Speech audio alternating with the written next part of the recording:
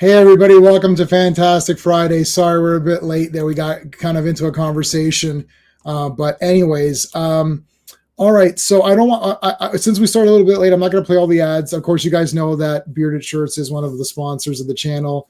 We all have Bearded Shirts stuff. So check out beardedshirts.com. The link is in the description.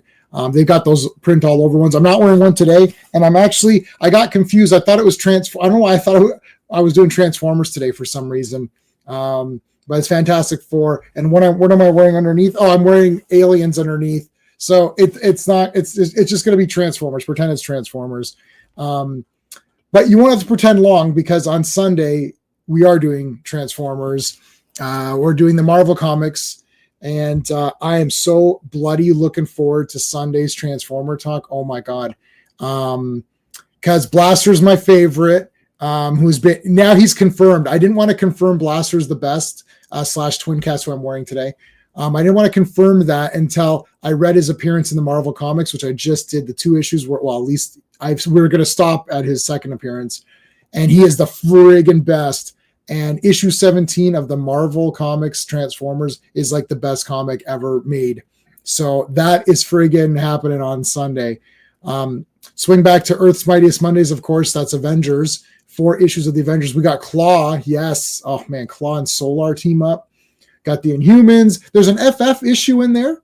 So we're going to talk about it. It'll be on Avengers, of course. We will eventually get to it on this program on Fantastic Fridays. And when we do, we'll talk about it then, because I'm sure everyone would have forgotten by now. So that's Earth's Mightiest Mondays is on Monday. This Sunday is Transformers. 4 issues. What were the 4 issues? Let me see. Let me get you the exact numbers here. It's 15, 16, 17, 18. So we've got Megatron in there. There's 2 issues on Cybertron, and they're building the space bridge. And their bridge is a Transformer. What? I did not know that. The Marvel comics are pretty cool. There's a lot of random stuff that pops in. You're like, I did not know the space bridge itself is a Transformer. That is cool. So then, of course, Tuesday, it's Tuesday Night Terrorvision, and we're going to talk about Planet Terror. Terror. So Planet Terror on Tuesday Night Terrorvision. I'm looking forward to it. I haven't watched that in a long time.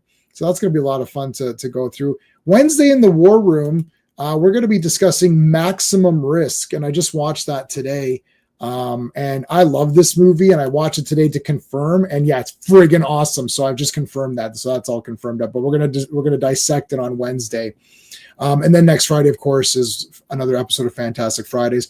Let's shout out. These are the Super Friends. These are the channel members, so we always shout them out. Thank you to Dan, Sean, Stephen, Brennan, Mark D, RR, Philip Story, Digger Jim, Quagnar, Just Joe, GT, FK, and Clobbering Times CT. Thank you guys. We appreciate it. We always mention Clobbering Times. He'd definitely be here with us doing Fantastic Four. So this is sort of almost just like it's not exactly a tribute to Clobby. It's like I wanted to do this anyways, but it kind of all works out because he loved Fantastic Four. So it all kind of works out together. All right, let's bring in our folks so we can start her up. Hello.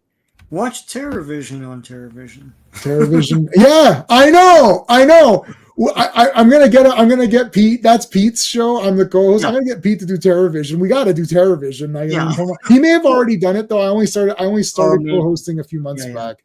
Yeah. All right, let's bring in Mr. Fancy Pants. Well, hello, Mr. Fancy Pants.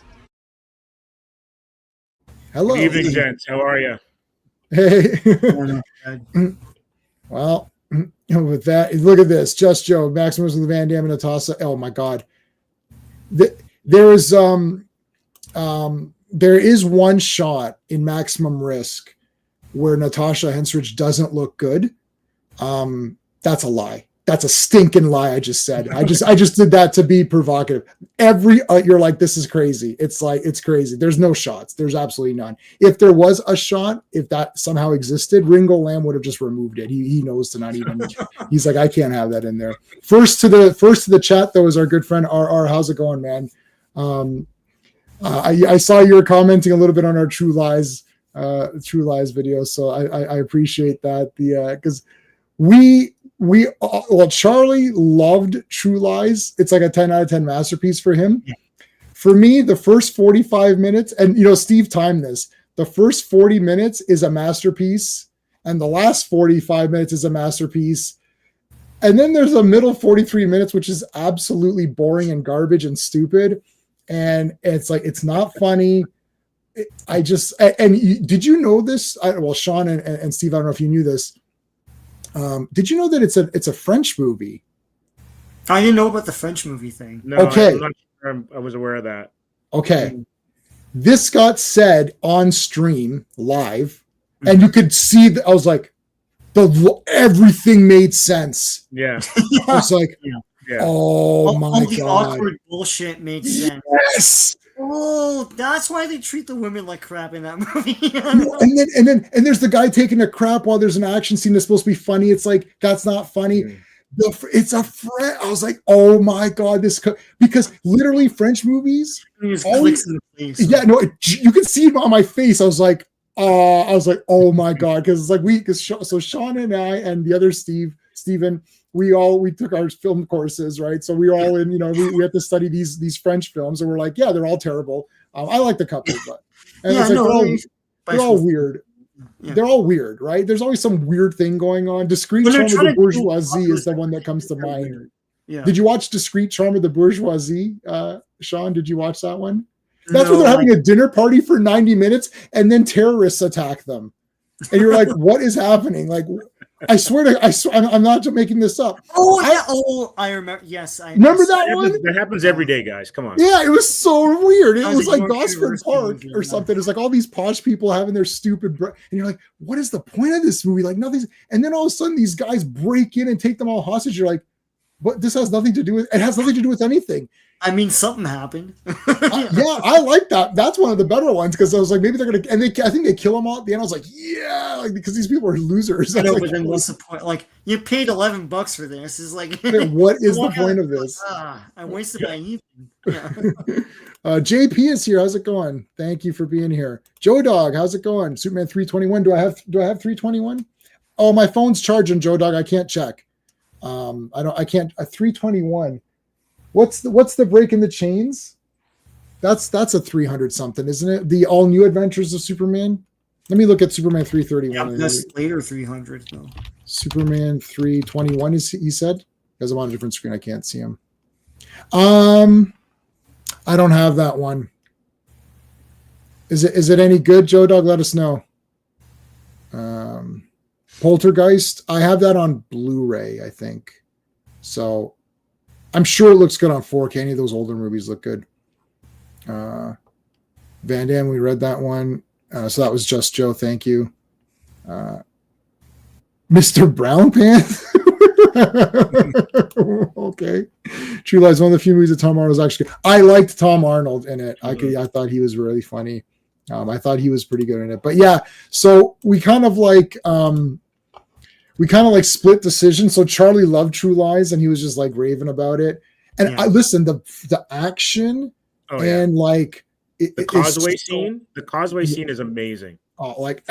There's a lot. So there's a lot of tension in that movie, and it builds. The action scenes build as they go. So it's like, Jamie's in the car, but the driver's dead, so it's flying around, but she's also fighting Tia Carrere, right? But then also the bridge is taken out. So then Schwarzenegger has to come in and get her from that, but he can't land. So it's like an Indiana Jones movie. It's like many factors in the action scene that have to be involved for it to see how it plays out or whatever. That's cool. Mostly you just get a car chase, and then that's all. Yeah. It's a car chase. You're like, okay, that was pretty good, but not a car chase, on top of something else. Like, I mean, they had that horse, the horses, and it was like the horse and the motorcycle, and they're in the elevator, like the horses in the elevator and the motorcycles, and the two elevators are going. I'm like, oh shit, who's going to come out first or whatever? This is crazy. It's absolutely crazy. I remember they claimed that the bridge being taken out, that whole effect was computers, and even as a kid, I was like, that doesn't look like a computer to me. I think it looks like miniatures. Yeah, it is models. I got Owen from the Actually bought me the 4K for Christmas, so I haven't watched it because I just got it.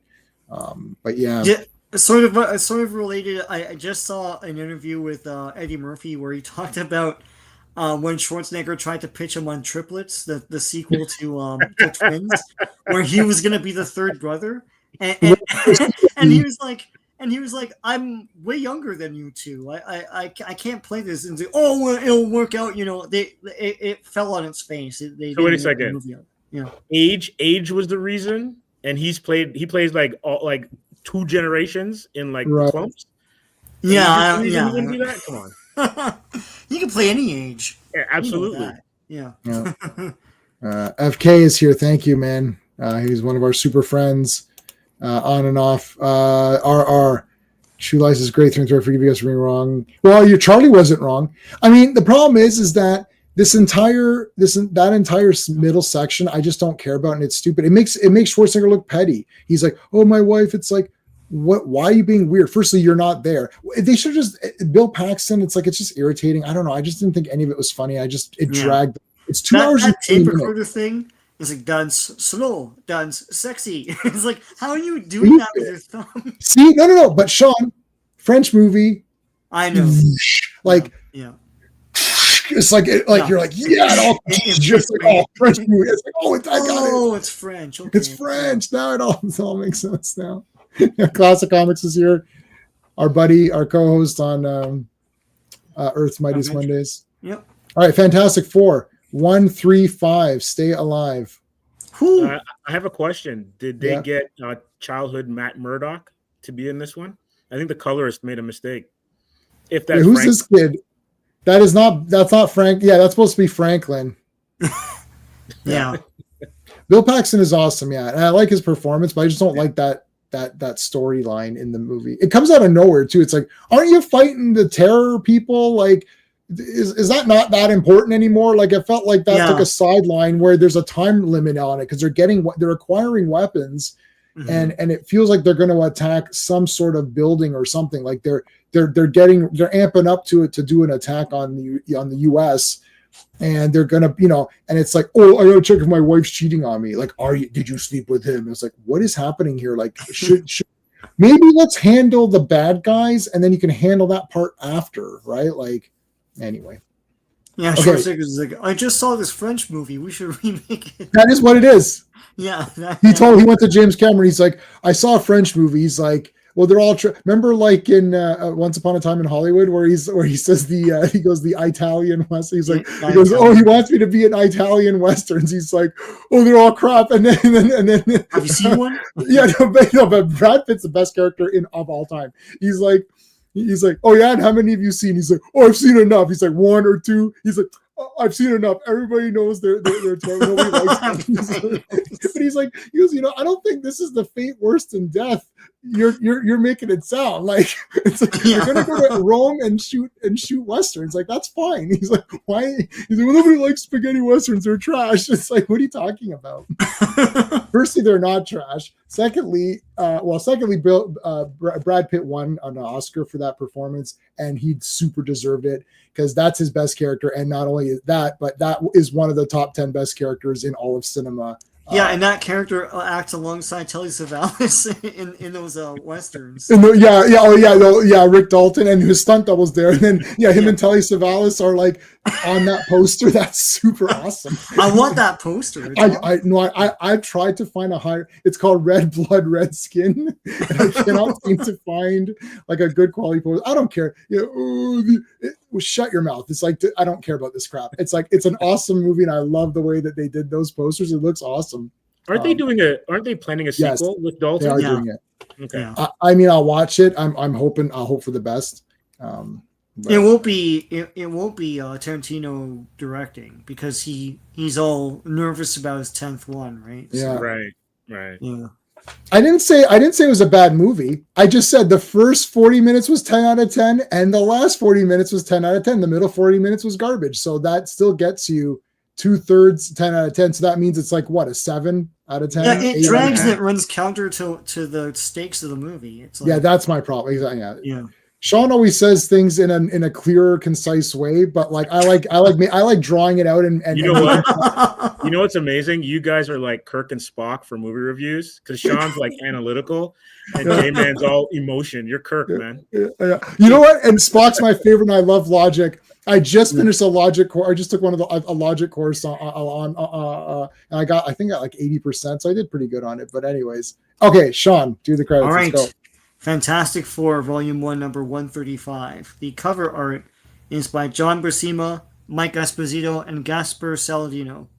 The release date is March 27th, 1973, but the cover date is June 1973.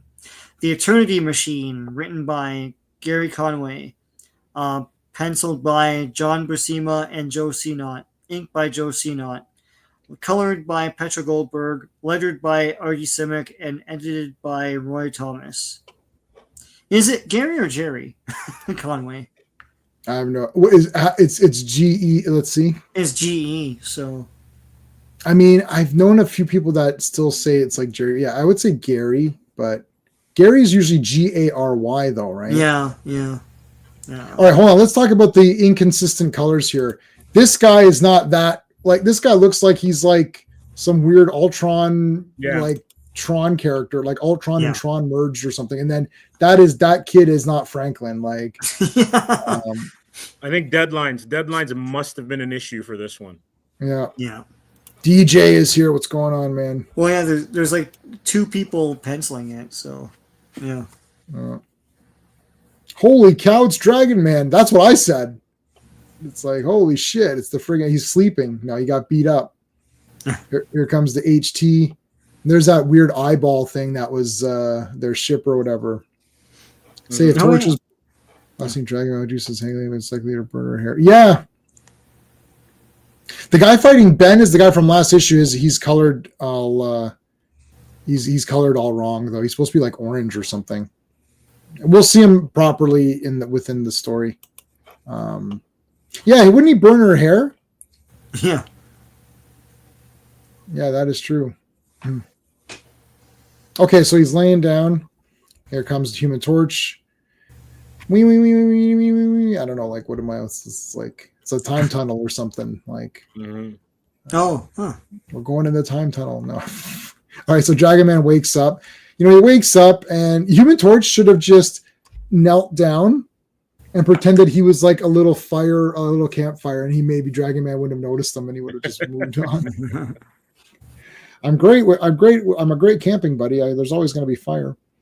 They should do Survivor, but with superheroes, and it's like, and Human Torch is like, well, we got to keep him around because he can always give us fire. So, anyways, Human Torch gets fired himself. And he gets knocked out. Remember, he's got the red outfit, the Jim Hammond inspired Human Torch outfit, which is I'm not used to it yet. I have a feeling that by the time I get used to it, they'll change it back to blue. Yeah, because it's throwing me off. I was like, wait, what the hell? I was like, oh yeah, that's Johnny. I'm surprised they didn't do an alternate figure that. Okay, so here's the proper coloring of this guy. Yeah, he's like orange, yellow, purple. He's the villain colors. Orange and purple, yeah. There's the proper Franklin. Yeah. Oh yeah, there he is. It's like I don't know why the Fantastic Four are sleeping in here. Like, and Sue's wearing just like mom pants or whatever. It's like never seen that. Yeah. Remember in last issue she was on the ranch or whatever? Oh, okay, yeah. She was with Victor Newman riding on the ranch. Victor Newman, yeah. This is continuing from last week. Also, too, like, it's crazy how influential the Bond movies were because every villain has this like kick-ass out of this world base, underground base or something. Even the villains that are like C tier. Yes. Yeah. Where are all these locations? How does that work? Torch can actually absorb. Yeah, Torch can absorb heat and flame. That's guaranteed. I just covered that on one of the Strange Tale issues I did. If Dragon Man punches him, sure, but he fight. Yeah, that's weird. Maybe it's a combination of Cyclops' eye beams because is that heat or is it concussive? So maybe he has concussive fire. Let's do that. Yeah. Oh, that's solved. Dude, I gotta get the dun, dun, dun, dun, dun, dun, dun, like solved or whatever, like the unsolved mysteries. Yeah, the unsolved mystery. Dun, dun, dun, dun, dun. You solved one. Yeah, that's awesome. I always got pumped up for those. I was like, "Oh, it's solved!" I was like, "Yeah." I was like, "Yeah, what's this one about?" Like, so those are good. I've been watching them on Prime. The old ones are all blurry and stuff. They're great. I've watched a shit ton of them on when they were on. I don't know if they're on Tubi, but I was watching them off Tubi. Yeah. Man, I you know what creeps me out is those artist mug shots, like those artist renditions. They creep me the hell out. That's the only thing that creeps. Like I don't like bubbles on skin. That always makes me barf. But like those shots, like I'm like, and I always think it's the guy. It's like, oh shit, that's the guy in my building. It's like last scene in like last scene in Florida. It's like okay, so he's clearly not here, but. It's all these vague, like weird painted shots, and they have these bug eyes. Like, none of them ever look like a good person or not. So. No. All right, so these guys are trying to attract Dragon Man as idiots. Idiots. Oh, I'll press this button and I'll drop him. What was this guy's name again? It's Gideon, right? Yeah. Gideon. Yeah. Gregory Gideon, GG. Listen, buddy. It's like you're a piece of shit. Let me at him. He's like you're making the color orange bad. It's like So Ben tries to go through those energy bars and he gets crackled. He gets Kirby crackled. And Medusa's like, really, Ben? Like, come on. It's low energy Medusa is like. Okay, so question, right? We're gonna go back to the logic of the cover and everything.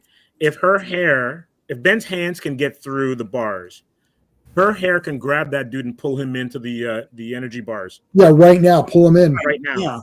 Yeah. Well, later they're like, "Oh yeah, you have stretchy hair. I forgot." No, you know what? I was just gonna ask.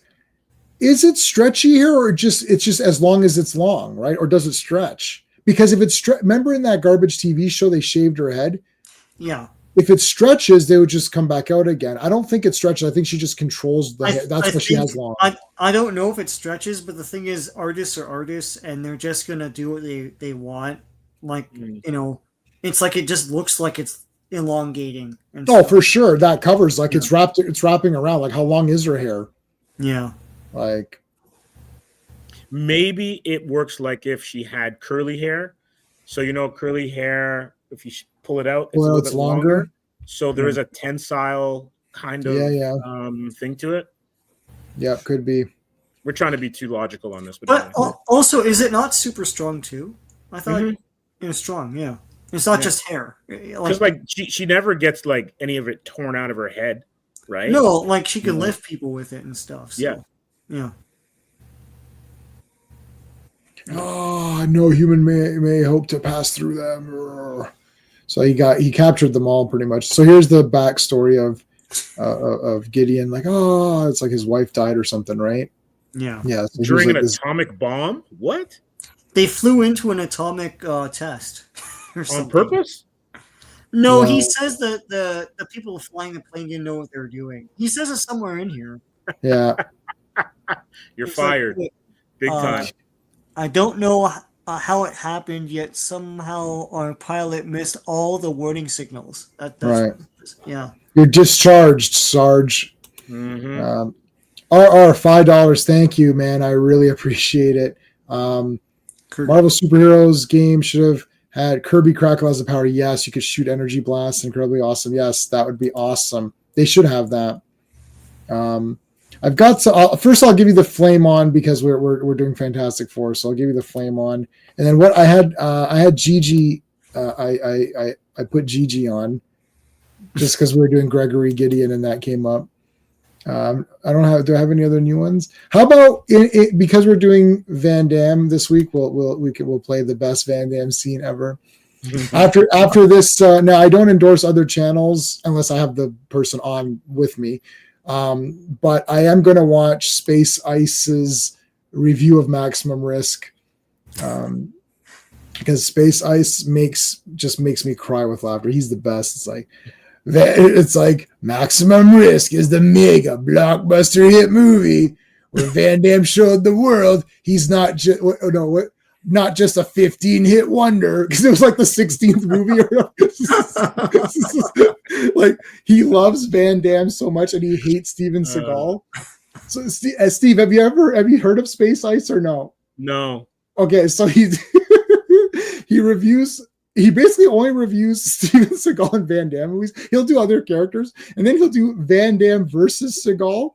Oh, nice. And he gives points, and it's so absurdly against Seagal and absurdly for Van Damme that by the time the scoring is over, it's like, so Steven Seagal has a minus 4,000.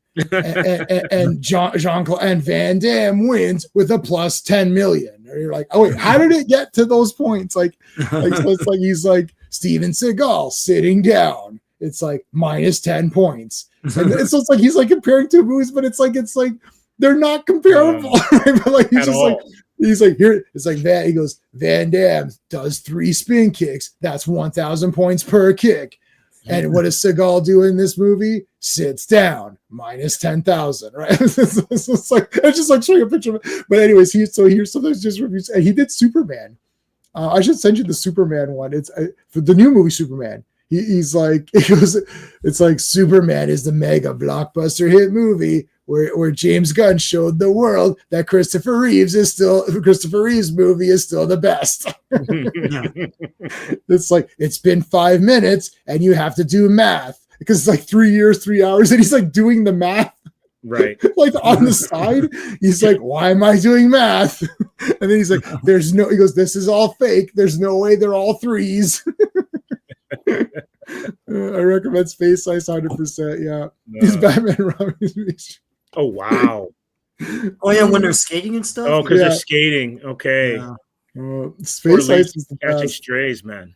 So yeah, I'm not promoting it. I didn't watch I'd probably say 80% of them, but I haven't watched every video. So I don't know if he said some weird offside thing and then people are gonna say, oh, you endorsed this. I'm not endorsing anything. I'm just saying that I personally find enjoyment in his videos. All right, but let's continue on. So wife died in that plane crash. Gideon survived, and he became Professor X. No, looks like it.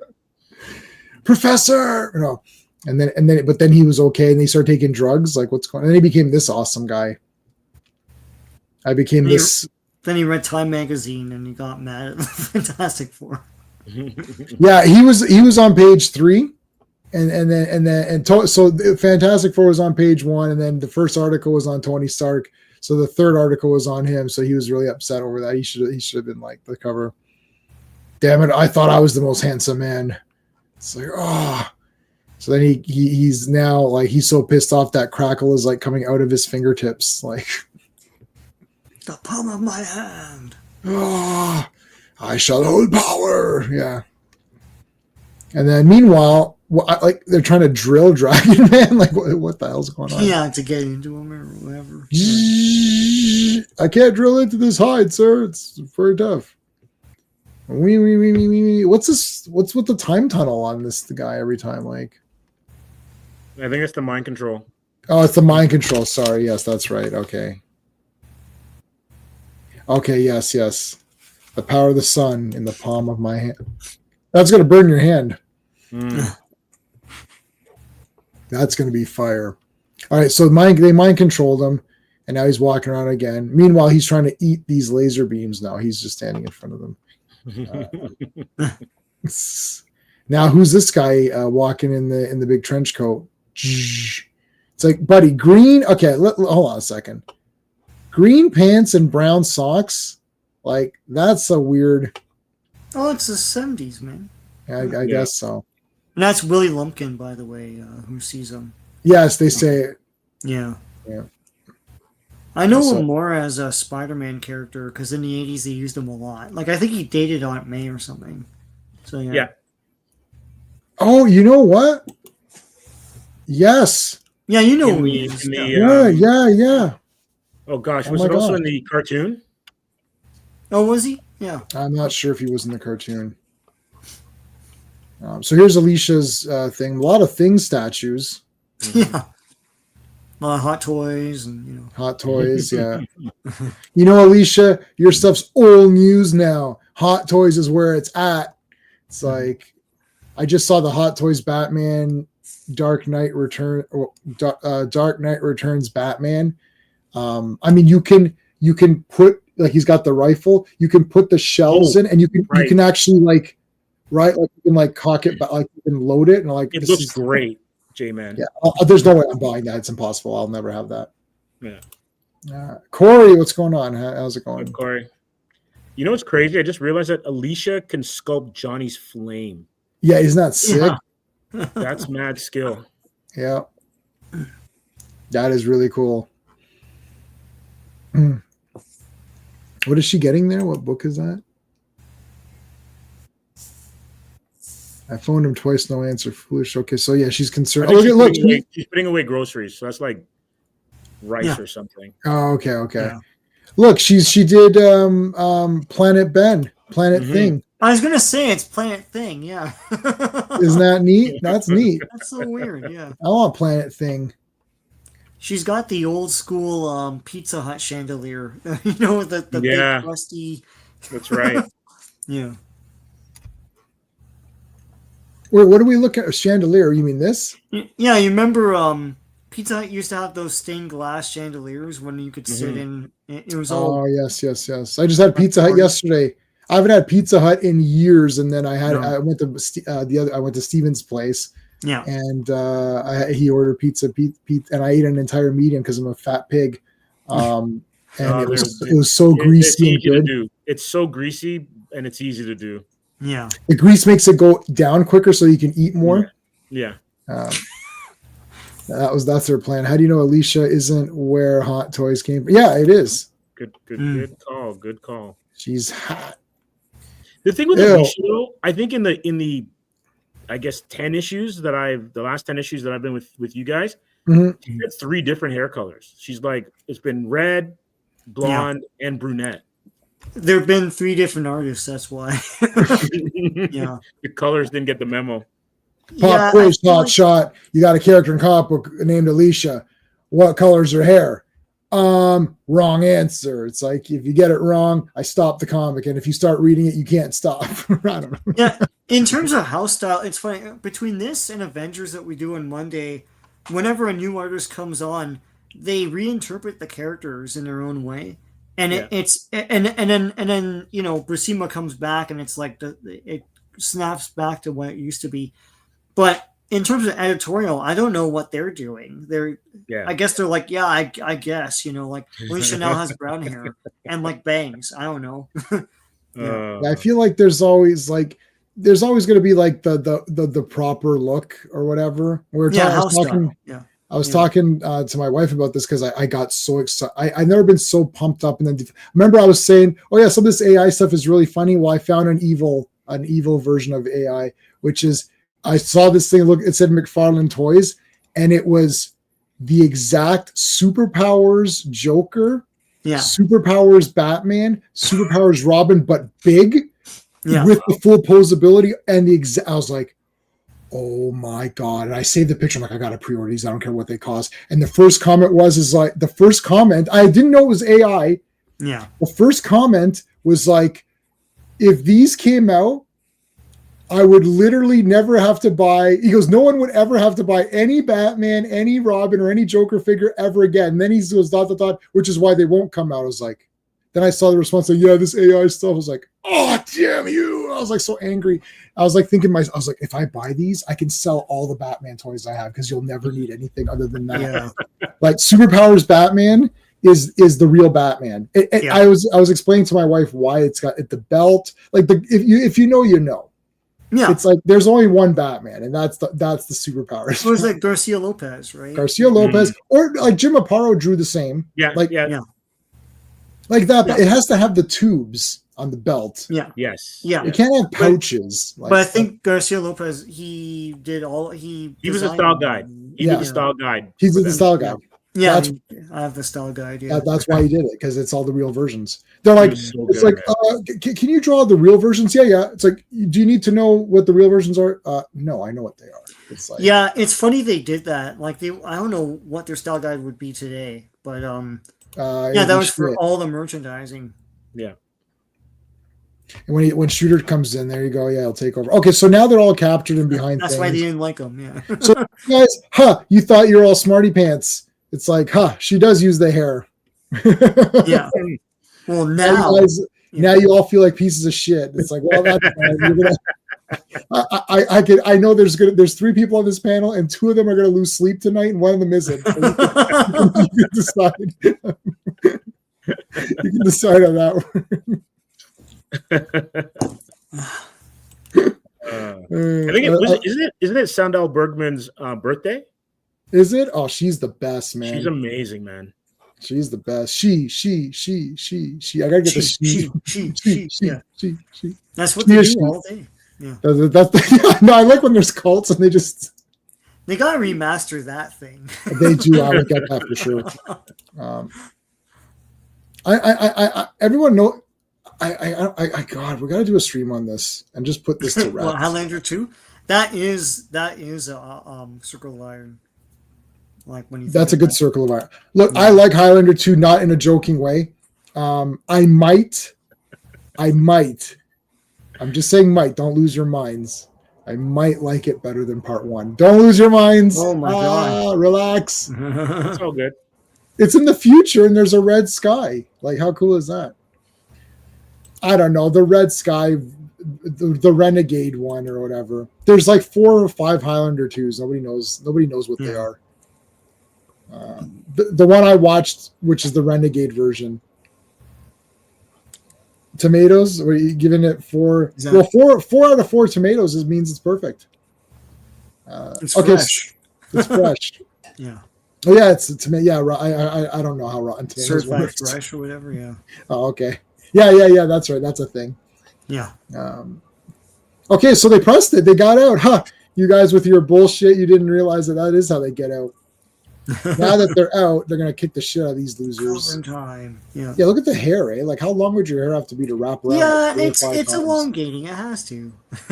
All right. Oh, you're throwing that at me, but I dodged them all. Why is there always someone who brings eggs and tomatoes to a speech? Yeah. No. Everyone loves Highlander 2. There's only 4 versions of it. Last time the blue. Yeah, the blue CGI shield is the one I have on Blu-ray, but I want the red shield. Okay. Now it's time to get punched in the face by Gideon. Whoa! What the hell? Chaboomed. Meanwhile, Sue and can somebody wake up the Richard or the Richards or whatever? Richards, wake up! So he's siphoning their powers, right? Is that I think so. Their energy source? I try to write notes and hardly I do. They're all captured. It's the radiation and so he's all radiated.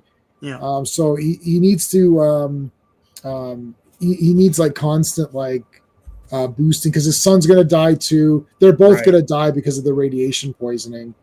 So instead of going to Reed and getting Reed to help him out and say, "Hey, can you figure out a way to undo this?" He's just trying to steal their energy or whatever.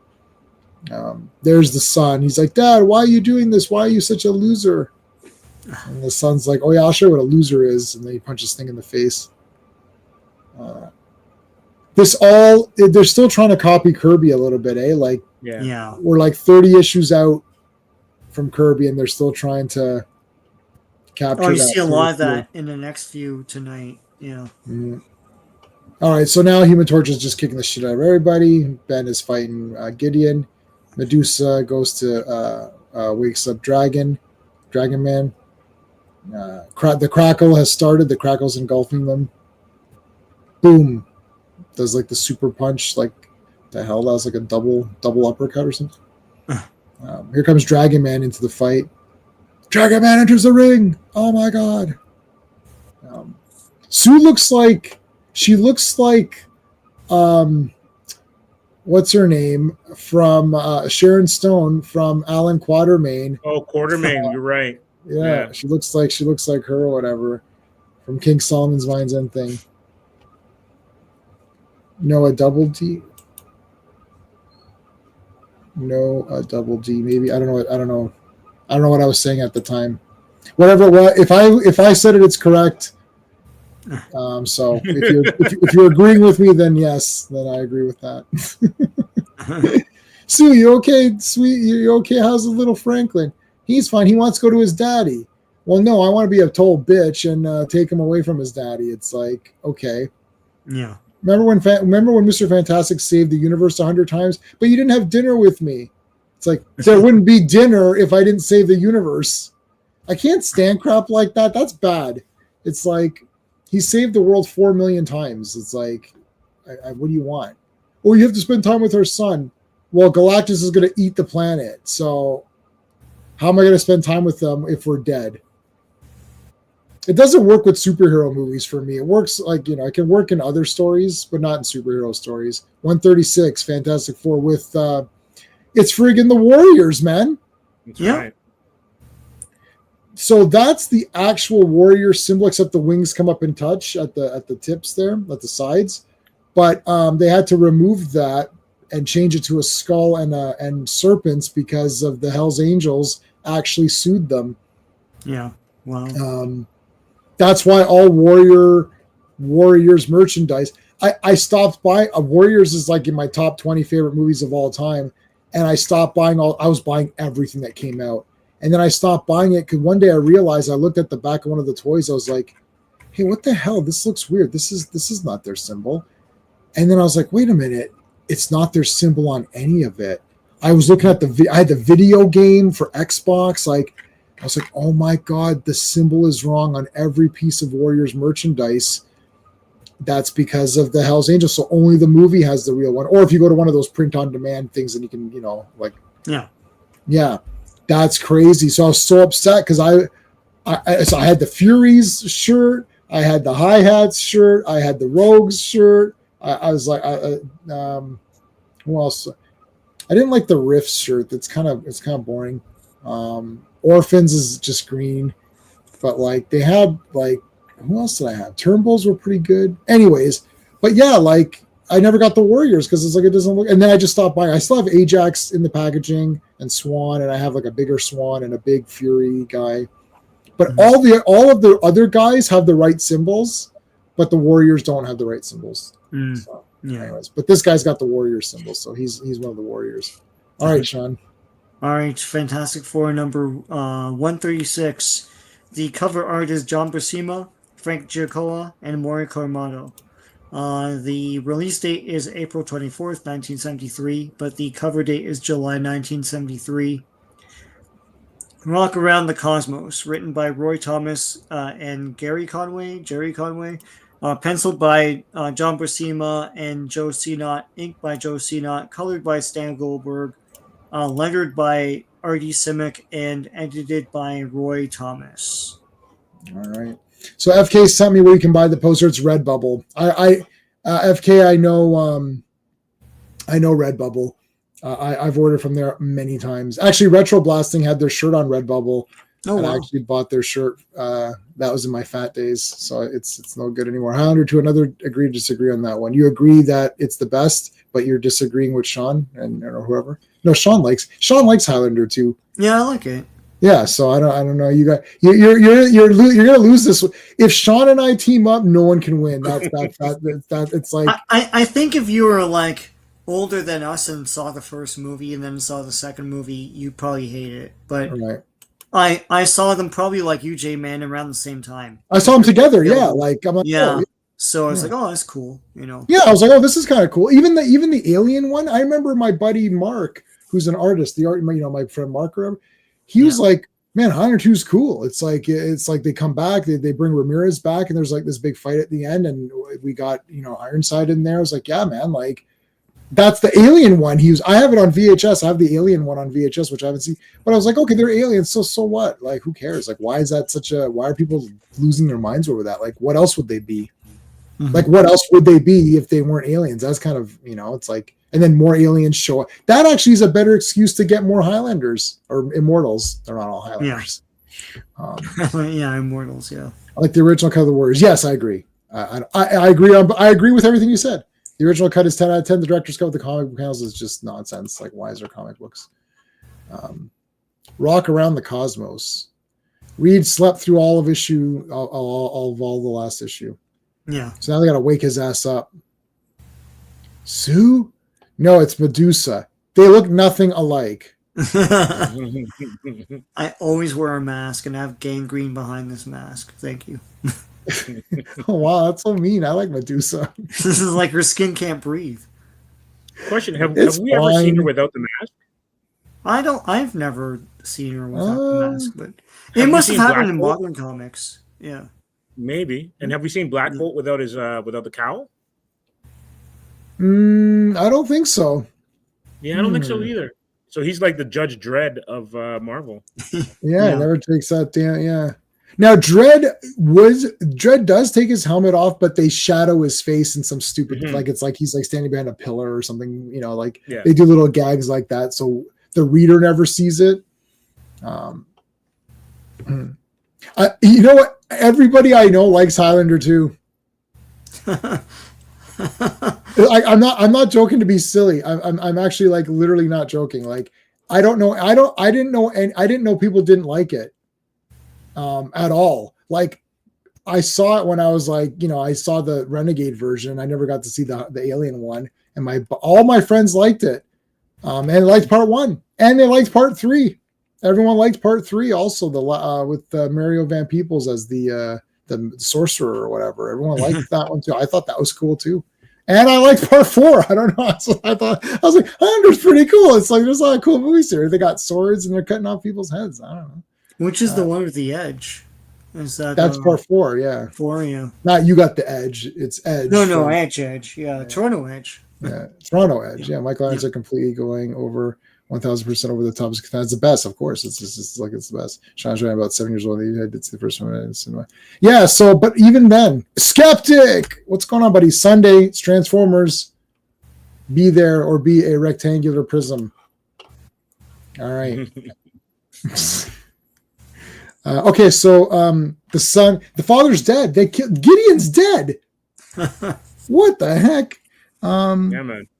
So this is Tom Gideon, or I wrote some Tom Gideon is still alive, and they're going to try to help him out. But the main thing is, this is very interesting. See you later, DJ. Thanks. I didn't see Tron Ares, so I'm going to buy it on 4K because I buy all the Tron movies. So I'm just going to buy it anyways.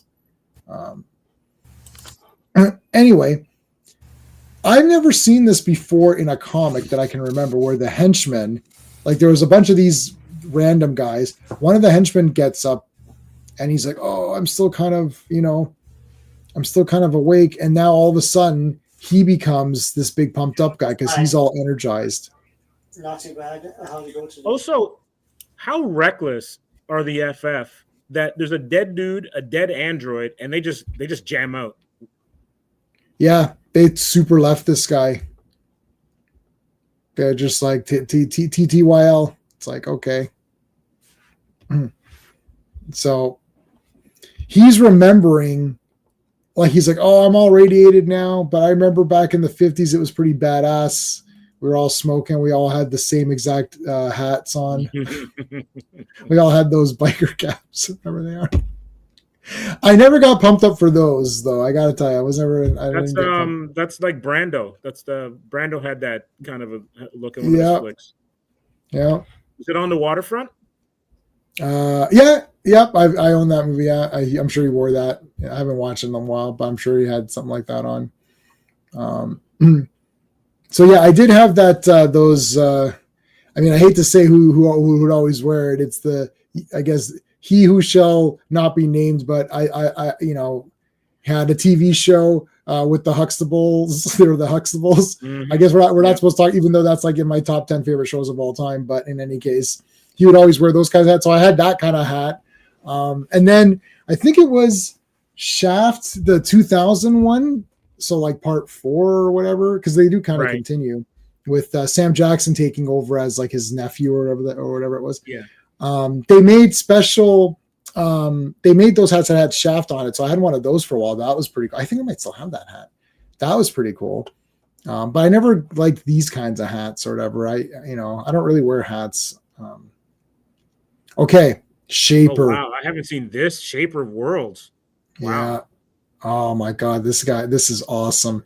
So he read this guy's mind of working in the 50s and how cool it was. So he reshapes the world based on this guy's imagination. And now it's like going to be that. Now we cut back and everyone's radiated. So basically, it's like this entire section has been turned into like a 50s kind of dream world or whatever. You could see it. You could see the effect of it. The best part. Was it they use an Apple III to save the day? I don't know. Feel misery to overheating. Oh, okay. They use an Apple III. I don't know what they use. I use, like my buddy was like a big computer guy. I just get whatever. I did have internet when it was like just a modem. It was fun playing. In those days, I was playing Quake, and we would like go on our headsets and team up and just be dicks in the arena and stuff. And we'd be just total dicks. Like we'd stand in front of people and block the respawn area. And we would be on different sides, but we would just kill our own people and stuff. And everyone hated us. I don't play games. I just sorry? You're public enemy. We're public enemies, yeah. Okay, so their plane crashes. It's like this kid's like knocked out. Look at the thing. He fell through the ground here. I'm gathering that everyone has basically forgotten their skill set. Like they can't remember how to flame on. Reed can't remember anything, and Ben couldn't remember how to fly. Is that what happened? Yeah, they can't remember. So something just happened. It's like they've all been. They're gonna get. They're actually gonna split here. There's gonna be a sort of like a. It's actually going to be young versus old. So what's happening is that the Shaper is changing it to the 50s. So what's going on is that all of the young guys form a gang. So there's going to, because he was thinking about, when I was young, I was in a gang. Mm-hmm. So Shaper, so that every person who's young is part of this big, huge gang. I think it's called like the Youthers or something. We'll see it in it. We'll see it. And then they're all against the older people. So Johnny and Medusa are against Ben and Reed. Interesting. So yeah, they forgot all their they forgot what they could do and they just fell here. It's so weird because I don't think of Medusa as young. If you understand what I mean, you know what I mean. Like I didn't think of her as young either. Yeah. I know. That's kind of weird too. I thought I bought a Macintosh today from 1986. Nice. That is cool. I had one Matrix printer. Nice. I could find a paper for it. I like the Sam Jackson Shaft. So did I. I liked all the Shaft movies. I even liked the newer one. Jeffrey Wright as Peoples, unbelievable. Oh! Peoples is one of the top 10 like best villains. When it comes to like quotes, oh my gosh, man, he's got so many. Yeah, he's so good in that movie. He's unrecognizable. Oh yeah, like it's like he's transformed to like I believed. So I saw the Shaft movies in the theater. All the Shaft movies we're talking about, the ones that I would have been alive for. And right in the theater. And I like that new one. Even I thought I liked the new one, which I guess everyone hated because they didn't know what Shaft was, and they all went to go see it like idiots. And like, hey, there's a lot of offside humor in this. Yeah. Oh, you mean like all of the Shaft? Like, what are you talking about? Like, did you watch any of them? It's like, oh, there's all this shit. It's like Sam Jackson's being a dick and all that. It's like, no. A, he's being awesome. Secondly, you're an idiot. Like, third, go away. It's like Commodore 64. I had no, my friend had a Commodore 64. Mail order monsters. Oh my God, I don't remember that one. There was that and the VIC 20 or something like that. There was some computer I remember, like when I was in public school, I think grade 6, where we played Space Invaders by putting a cassette tape into something, and then that was what you played the games off of. So this is even before floppies. But I think the VIC-20 was before Commodore. Wow. I love watching those documentaries on like old like Atari, and I've got many of those. VIC-20, there you go. Yeah, 82. I had a monochrome monitor, so I had an IBM compatible is what we called them then. Now you just say PC or whatever, but like so it was amber, and it was actually amber and black. So it's black screen with amber text. And then I had that. And I remember when my buddy got internet and he went on the news groups. Man, that was awesome. All right, so like FKH corrected me on the Brando film. It was the Wild One. The Wild One, okay. That's a biker film, but he wore that kind of hat, yeah. On young Lee Marvin, yeah. So there's like this dome here that they've set up. Now we're gonna get the split in a second here. So they're starting to remember their powers, and they get their powers back, and they're fighting the Uther gang or whatever. Flame on, and now Medusa and Human Torch have just attacked Ben and Reed. So you can see Human Torch blasted them. So they're like, "What the shit's going on?" On your toes, troops. So this guy's imagined himself in the big 50s gang as like, the big leader of this gang or whatever. Here comes the Fuzz, and this is the adult gang or whatever, and they're basically like the cops. It's like, why do they have 3D glasses? It's just all weirdness. And like they've got these ray guns, and so it's clearly not the 50s, but this guy was thinking of like, so it's everything he thought of meshed in. So it's like, they had weird sci-fi movies, and it was like, like the Fuzz were the bad guys and they're the cops, but also adults were the bad guys because they were cramping your style or whatever, all this like stuff. So it's just like a mess. It's like a jumbled mess of things that the Shaper has created here. So look at that Medusa on the back of the sky cycle. That's kind of cool. I'm wondering why they're wearing. I guess they're wearing like some sort of makeshift Captain America. It looks like Bucky. They all look like Bucky, right? Like kind of a little bit, yeah. There was also. Did US1? I know this would have been later, but like I think US1 had that kind of the trucker hero or whatever had that. If I'm misremembering, but there's something about this outfit. That is familiar. You know what? I have a couple of these issues, but no, I'm looking at it now. Well, he had the red and blue, obviously. The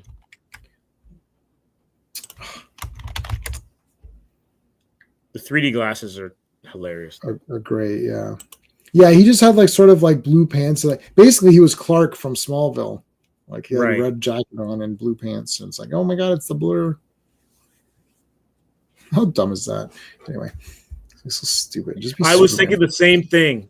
I was completely thinking the same thing. FKH, when you see their scooters, I'm thinking because Book of Boba Fett had that 50s aesthetic that made no sense. Yes.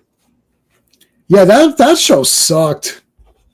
It started off kind of interesting, and then it was just like, no. Oh no. Yeah, so anyways, they join up with these guys. It's like, and there's like Valkyrie sort of like with the I guess that like all the old like is this what older people are wearing? I don't know about that, but kill them. It's like, okay, now they're all going to be together. So they end up joining, I think. Oh yeah, there's this guy. So now this guy has, so the black community has created a separate faction. So there's the older folks, but they're in a separate faction than the white older folks. Because I think they were saying, I guess the guy was thinking like, oh, I don't trust these old folks and I don't trust, older black people or whatever. So they actually they're actually separate gangs or whatever, which is weird. Yeah. I guess it makes sense for the time period that this guy's imagining back to. Yeah, exactly. I had to mute you, Sean, because you forgot to hit mute. Oh, huh. So we heard you for a second, but then I acted quickly and muted you.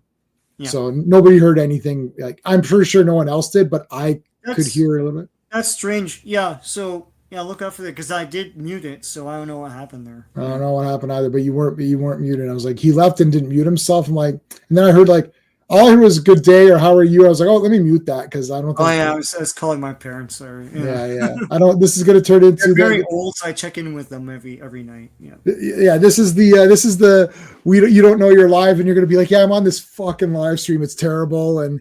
You know, Jay keeps forcing me. He just keeps forcing me to do these, and they're awful. It's like, it's okay. You know, maybe it'll go somewhere, but probably not. It's like, oh my god, like, he hardly has any subscribers. It's terrible. It's like, it's like wow. And then the entire stream will just be you listening to what Sean's saying. Then he starts going into the skeptics here, and he's a trash viewer.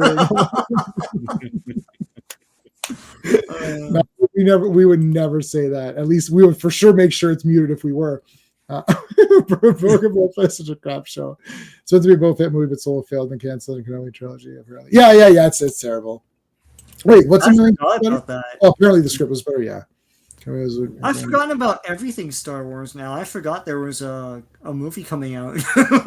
Like, the only thing I care about is they're restoring the old ones. Finally, God, it's like how long have we screamed about this? I maybe the rights for Fox have elapsed or something. I don't know, but maybe. Yeah, we have to see. All right, we're gonna watch that. Yeah. We're gonna rock around the cosmos. Like what? That doesn't fit, guys. Fudge? What is this? You got fudged. What the hell? So Medusa hates rock and roll, or is she sensitive to sound? It's killing me. She has a sound sensitivity. That's weird. Are they're restoring the original? Yeah, no, that's what they're doing. It's apparently Lucasfilm is doing that right now under Kathleen Kennedy. I don't know what happened. Like she got visited by 3 ghosts. I don't know. or they could just contact that 4K 77 guy and say, "Can you just give us them?" So can you just give us the ones that you did? Because then it'll just save us a lot of time. Yeah, we're going through these painstaking restorations, but I hear you did it already. Like, yeah. Can we just give you like $1 million and then? Yeah. All right, so here's the youth gang or whatever, the big guitar, Wild Man. I'm the Wild Man. Yeah, Brad Pitt is going to play Wild Man in the next MCU movie. Oh my God, maybe. Yeah, we got rock and roll, and then these two guys, they're testing them. Or something? Do I play like no? You play Wild Man. It's like who the hell's that? It's like hand them an issue of 136. Like Wild Man. He's good against heroes. Wild Man. He's got crazy power. He's got shape shifting powers, or the Shaper's powers. I don't know. I'm trying to do Wildcats. The one and only Wild Man. All right. Even so as now a kid, it looked kind of cheap to me. It did look cheap. Even though I love Wildcat, stop it. It's great. But it did look cheap. And the song's a bit goofy, but that's fine. Yeah. All right. So they're interrogating them. Listen, are you a trash? They're like the first question. Do you like the J.J. Abrams Star Trek movies? It's like, yeah, they're okay. They're like, okay, you're in. See, like, it reads like, no, they're terrible. They're terrible films, and they destroy Star Trek's lore. It's like, yes, correct. And it's like Medusa. It's like because Johnny's the bad guys. Like, unfortunately, I have to team with the old fogies. I think all of us have to team up with the old guys. Our train leaves New York at 3:50, and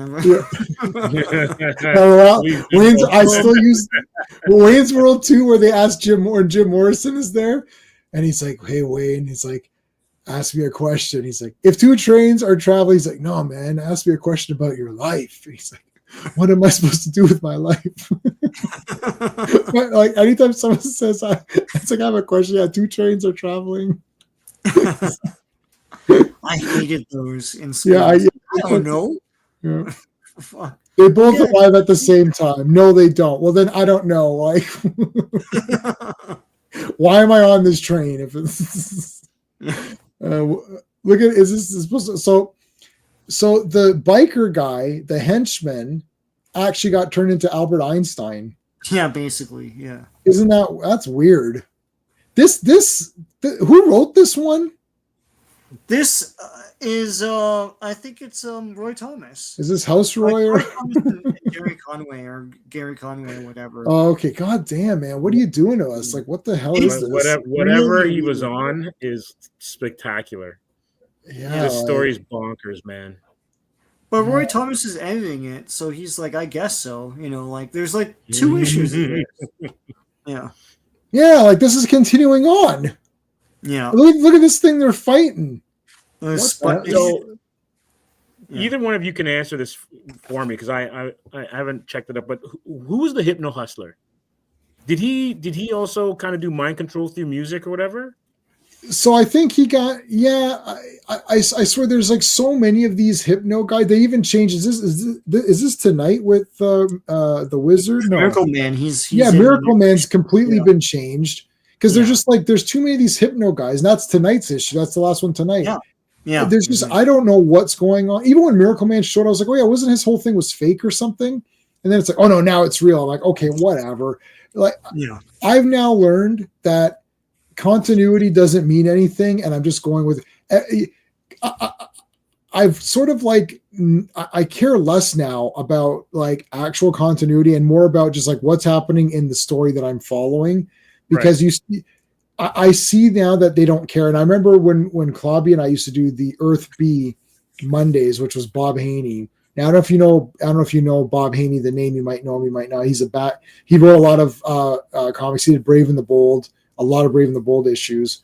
And they basically named an Earth after him for Bob Haney, Earth B. And Earth B is where like continuity and logic and like characters like go to die. Like everything he wrote was complete bonkers. Like there's a guy running away and turns the corner, right? And Flash is like, oh, he got away. He got away from the Flash? Like, what?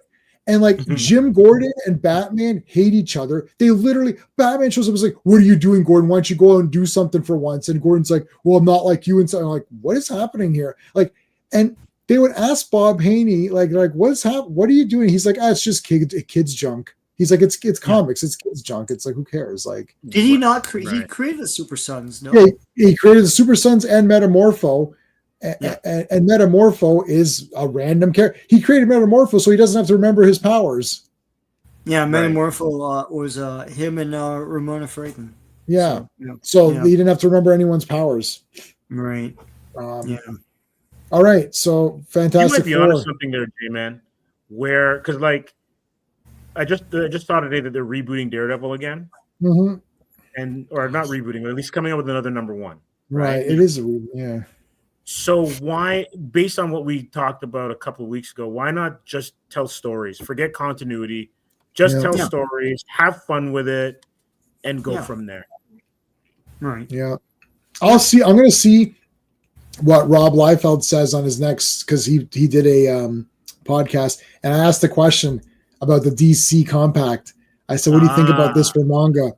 So he usually responds to me. Sometimes he puts it in the video. I didn't ask him on Facebook, but I should have. He responds to everybody on Facebook. Like, I bought Youngblood. He's like, thank you. Like, thanks for supporting me or whatever. You know, like he thanks everybody personally for buying any of his stuff. So he's very interactive, and he will answer you if you put a real question, not a dumbass thing like, oh, why can't you draw feet or something stupid? Like, if you ask him a proper question, you're not an idiot, he'll answer it. It's good. Okay, 137. All right, Fantastic Four, number 137. The cover art is by John Buscema, Joe Sinnott, and John Costanza. Release date is May 29th, 1973, but the cover date is August 1973. Rumble on Planet 3. Written by Roy Thomas and Jerry Conway. Penciled by John Buscema and Joe Sinnott. Inked by Joe Sinnott. Colored by Glennis Ween. lettered by Artie Simic and edited by Roy Thomas. Yeah. And Rumble on Planet 3. So look, there's castles now. So the Shapers completely messed this up. They're talking. The guys are talking about Star Trek. Those are all fake. Okay, so holy F, yes. I still like those movies. They're not but they're not Star Trek. Well, I don't like them and they're not Star Trek. It's 10 for such age. Yeah, I hate it. Garbage. Despise it. Star Trek 3 Space Tech. I saw it once. It's trash. My wife enjoyed 2009. It's a film made for normies, which Star Trek actually more like Star Wars. Yeah, well, that's fine, but it's not, and it didn't gain any new audience, and now they have to delete that timeline, and it's garbage. I hate Star Trek 2009. I agree with Joe Dog. I hate it. I'd say I really hated it, but I'll go with hated. You had Brett Brown. If Space Mutiny is awesome.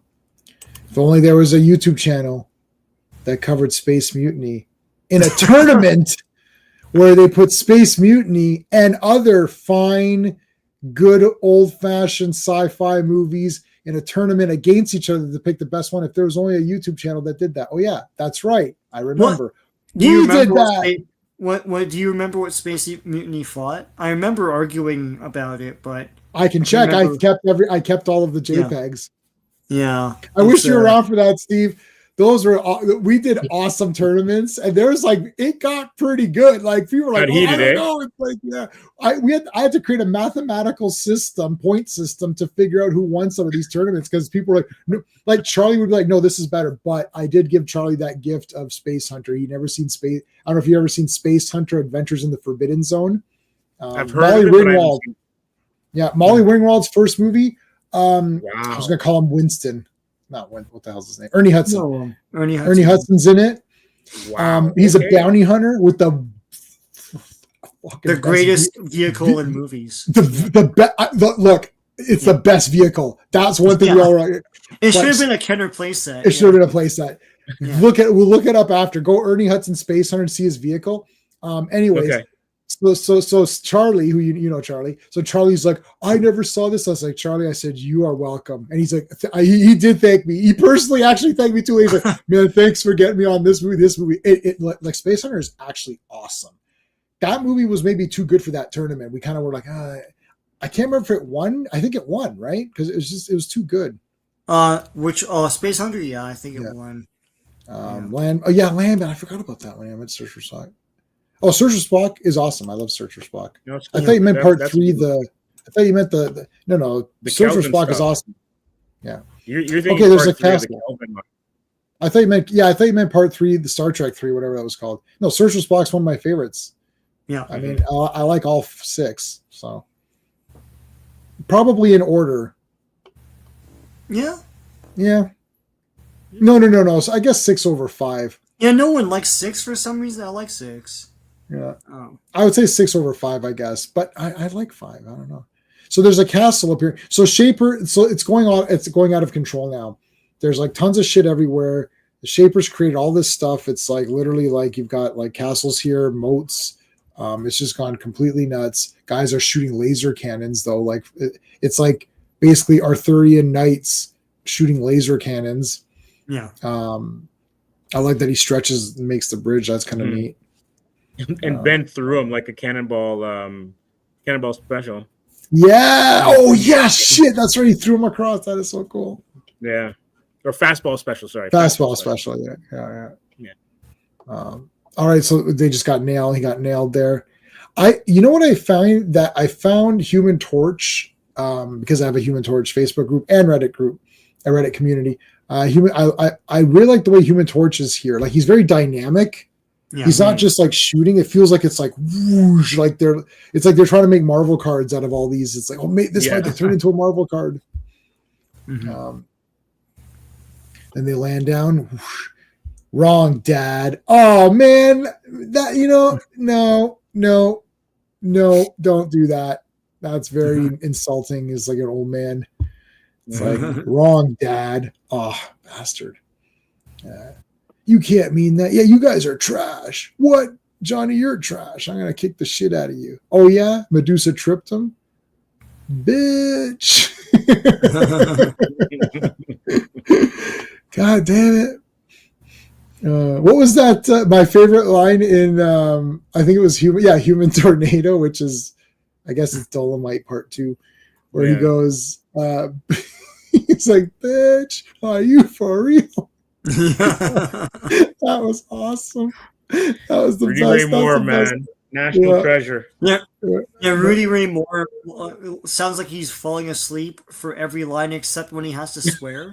It's like you'll be like, but you're just a motherfucker. Like it's like I never noticed that, Sean. Yeah, that's crazy. When he swears, all of a sudden he's animated, and then when he goes back to regular dialogue, he's like, "Oh my god, I'm gonna have to rewatch some of those." I missed out on the Vinegar Syndrome 4-pack. I'm very upset over that. They'll re-release those. I mean, yeah, I'm hoping somebody remastered. That's the good news. So no one else has to do that now. They'll just I'm hoping they can do a better pack of that. I only have Human Tornado. That's the only one because I had that from like the old DVD days or whatever. Yeah. That's the best one though. But in any case, just to defend the one that I have. So she trips him up here. There's Einstein. So hey GT, what's going on? GT's using the Superman icon that I made for members. Oh, cool. So thank you. I appreciate that. You can't see it on here, but you can see it on YouTube. There's Shaper. He's pretty interesting. Like he's like if you get a bust of him from one of those Bowen design busts, you basically have the whole figure. Yeah. So I don't know why this guy got turned into this Einstein character here. It was kind of weird, but I remember what he dreamed for. Like, I want to be like Einstein or something. He was dreaming of like the 50s. So it was like all this weird sci-fi stuff, all these different kinds of kooky things. And they had the 3D glasses and all sort of weird shit. So that was all kind of weird. Weird. I don't know. I don't think they use this character much anymore, Shaper of Worlds. He's a weird character and very unwieldy. They mothballed him for sure. Yeah, because it's like, what do you do with this guy? Like, anyway. And how many reality warping characters do they have anyway, right? Like, yeah. And this guy has to take someone else's. He can't even decide what the world's going to be. He has to take someone else's idea. Yeah. Like his real big break is that Hulk Batman thing. That's where I know him from. But anyway. One of Steven's favorite Hulk issues is where Shaper comes in. He really liked that one a lot. He thought that was a really cool issue. Yeah. All right, so there's the hair's crazy. Yeah, it is like stretching pretty much. Yeah. So see, now they're morphing back and forth between their different modes here. Yeah. Like the reality is like collapsing on itself pretty much. Mm-hmm. Look at this guy thing. So what did he say? It's like it's Sputnik and like on a monster body. Yeah. It's like and Bigfoot or something. Kong, it's like King and Kong. And they call Warhead. Damn it, that was my character. I know, yeah. When I read Warhead, I was like, oh man, I was like, that was my character in my radio show. And actually the fellow who voiced the professor who created Warhead passed away. He's my buddy John that passed away. Went to the Sleep concert together. I got to be careful how I say that because I say we went to Sleep together. It's like, wait a minute, what he's saying? So I have to say Sleep, the stoner metal band concert. We went to that. I'm not a stoner. Never tried it. Never partook in any of that stuff. But I like stoner metal, especially Sleep. Especially Dope Smoker. That's a great album. It's only one song. It's an hour and 10 minutes. Just one song. Nice. It's like it's just droning. It's like that for 15 minutes, and then it goes up a little bit more. And I'm like, this is like awesome. I bought like the special edition CD. Who buys CDs anymore? That's like, but I got that one. Here come the oldies. The old Captain Americas. Yeah. You see here, that youthy menace, they're all youths. Get them off our lawns. So now, I was thinking it's friggin' Battlestar or whatever. I was like, holy shit, Battlestar first appearance. Yeah. It's it does look like him. I thought that could be him, right? But no. But he speaks in this unfortunate Marvel black speak of the 1970s. It's like everything's jive and dig and all that. Well, maybe it's all Cyrus. It's all. I know, but they did this all too often, and like Roy Thomas loved to do this. So, well, I like Cyrus, so I don't care.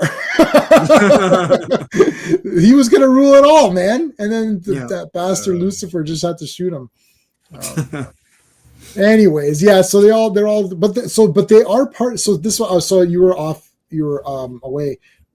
So this is the black faction of the old gang, or like the older guys. Yeah. So I mean, I guess they didn't want to really like exactly say it, but it's like, okay, so it's supposed to be a 50s thing, but I don't know where these guys were. Like, where were they during the medieval parts? They got split off from the crew, right? But they didn't show that, right? So are they saying they just didn't exist? The 60s for them. Which, height of the civil rights movement, right? Yeah. So, that's because time is messed. Okay, so everything is messed up. Time, reality, it's all messing up. So, like some people get moved over. So those guys were still in the 50s, but then they got moved to medieval times, and now they're moved back, and now they're the 60s. Is that the other Captain America? Yeah, no. Well, Battlestar. Well, he's not the other Captain America. No, that was John Walker. But it was John Walker and Battlestar who were the two guys. They're in that garbage Falcon. Yeah, they're in that garbage Falcon movie, or Falcon TV show. Well, what a disappointment!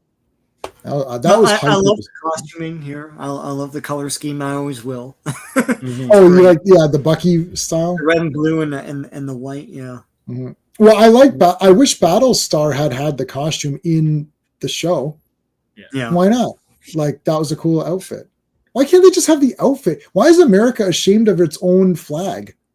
Like, why are they so ashamed of the costumes, right? They're like, how do we explain the costume? You're wearing a costume. I don't know what you're asking. They had costumes. They're just shitty. Yeah. Anyways. Yeah, okay, so now it's a big fight. Yeah. So what happens here? Do they team up? They team up to fight the Warhead guy. Mm-hmm. Yeah, they're all fighting the Warhead guy together now. Yeah. I mean, this guy's going to get his ass kicked. But he is shooting shit. That's pretty good. I mean, he's got these Boba Fett characters and the Fantastic Four. So now I think they get blasted out of it here, and they're okay now. Mm-hmm.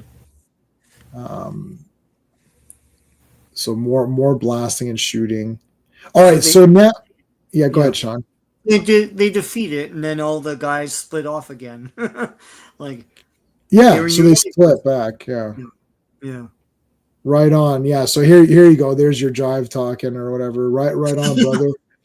It's like, yeah. So then here they come in. I like that the women have like a more stylish version. Look at hers. So she's got like hers is a little bit more stylish or whatever. It's got like the little skirt thingy. Little skirt, kind of like a Star Trek. Kind of. Yes. So yeah, there's your dig. There's your you dig or whatever. What sort of slang is that? What do you mean? What sort of slang? They obviously haven't watched. They haven't watched any movies. They haven't seen any good movies. They haven't seen any blaxploitation movies. They haven't seen Warriors. It's like we only watch like Little House on the Prairie or something. I don't know. Richard Roundtree, who? Like Rudy Ray Moore? What? Yeah. Oh yeah. He's that the first 15 minutes of if you watch Shaft Part 1, the first 10 minutes is just him walking around. And I remember watching it thinking, wow, this is awesome. Like nothing happens. Yeah. He's just walking around. I was like, holy shit, this is the best movie. It's like, but nothing happened. I wanted one of those coats or whatever so badly. I was like, I gotta get one of those jackets, man. Well, I wouldn't have looked very good. I'm like super like it wouldn't be good for me. I don't think. But are you square? Yeah, I might be a square. Well, my clothing when it was in the hands of my grandparents dressed me. So and they're old school Croatian. So I look like a stupid loser. All my photos are like blackmail material. Like they're all terrible. Like it's literally all awful. Then my mom tried to step in there, but she was like more hip because she was younger when she had me. And then she's like trying to get me to, and I'm like, no, it never looked right nothing ever looked right. I wanted to dress like Indiana Jones. That's Indiana Jones is like, I want to be Indiana Jones. That's who I want to, it's like, I'll dress like him. Anyways, Shaper brings everything back. So that creature was the kid, was Gideon. The kid, yeah. He says that, yeah. Gideon. He explains everything at the end. He's like, well, you see, this is meant to symbolize this and that. Yeah. Yeah, so whatever. Like, whatever. It's like, okay. So he lives on dreams, shaper of worlds. I got it. Okay. Yeah. Yeah, someone has to use someone else's imagination to do anything. So that's it. That's his thing or whatever. All right, before we do the last issue tonight, let's get I'll put the links up for everybody. Sean's channel, Comix Asylum. Okay, we're streaming this on all of our platforms, so we would really appreciate it if you guys would subscribe to everybody on here. The links are in the description of the video, plus in the chat. So what's going, Sean? What do you have coming up in the next little bit? I still haven't had a chance to make new videos. I'm itching to, but we're in the thick of Q4 at work, so it's really brutal. But office talk. Yeah, I know, office talk. Q4, man. Anyway, but I have a whole bunch of comic book stuff on there. I still got the Tomb of Dracula stuff on there, and Ghost Rider, and a whole bunch of like omnibus and stuff. Stuff going back years. So tune in. Tom B of Dracula. There's no one named Tom in it. It's just this shit. That was Elvira. She's like, we're gonna watch Tom B of the Living Dead, and then she's like, there's not even a character named Tom in this. Like, and then she's like, oh wait a minute, it's Tomb of the Living. She called it Tom B. Tom B of the Living Dead is the best.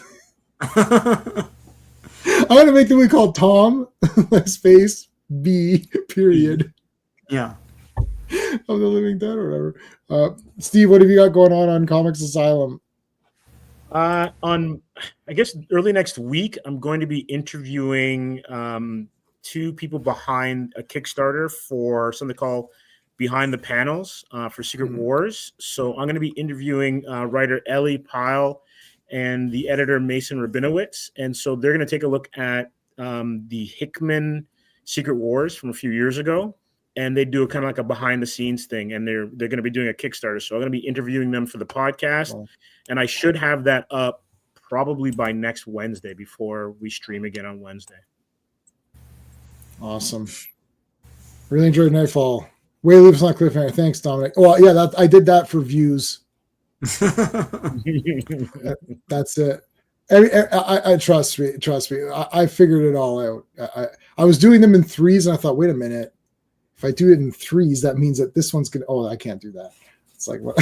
So I immediately changed it to twos. Yeah. I'm not. You know. I'll tell you something. I hate people that lie. I won't lie to you. That's what I'm telling you. I like Highlander too. Why would I lie about it? I could easily say, yeah, it's trash, and then I'm all with you guys. It's like, but why would I lie? It's like everyone. I can't stand any of these. This is why I unsubscribe from like 4 million people. It's like liars, liar. It's like, just say what you're doing it for. It's like, yeah, I left on a cliffhanger so that you watch the next video. That's it. And if I can find another cliffhanger in there, I'll try to fit that shit in so that it goes to the cliffhanger to the next one. The only thing I don't do it on is these streams because we're doing them anyways. So yeah, a video is different. I got like a video. I gotta get. I don't edit my videos. I gotta like. Yeah. I don't know. Videos are like they're okay. They're not doing as well because people don't really like the live streams are okay because we're talking and interacting with people. Videos, there's no interaction. So unless it's a topic someone cares about, like I've been doing Strange Tales and they're cool to me, but I Kid Colt and those, like nobody cared at all about any of that. I think the algorithm has shifted a bit as well too. I don't know if you two have realized it, but the algorithm shifted a little bit too. So yeah. Yeah, they don't care. It's going to get and I don't complain about anything, and I don't shill for anything. So you either have to complain about everything or you have to shill for everything, and that's the only way you're going to get any of the substantial. Every time I'll say this and we'll move it on.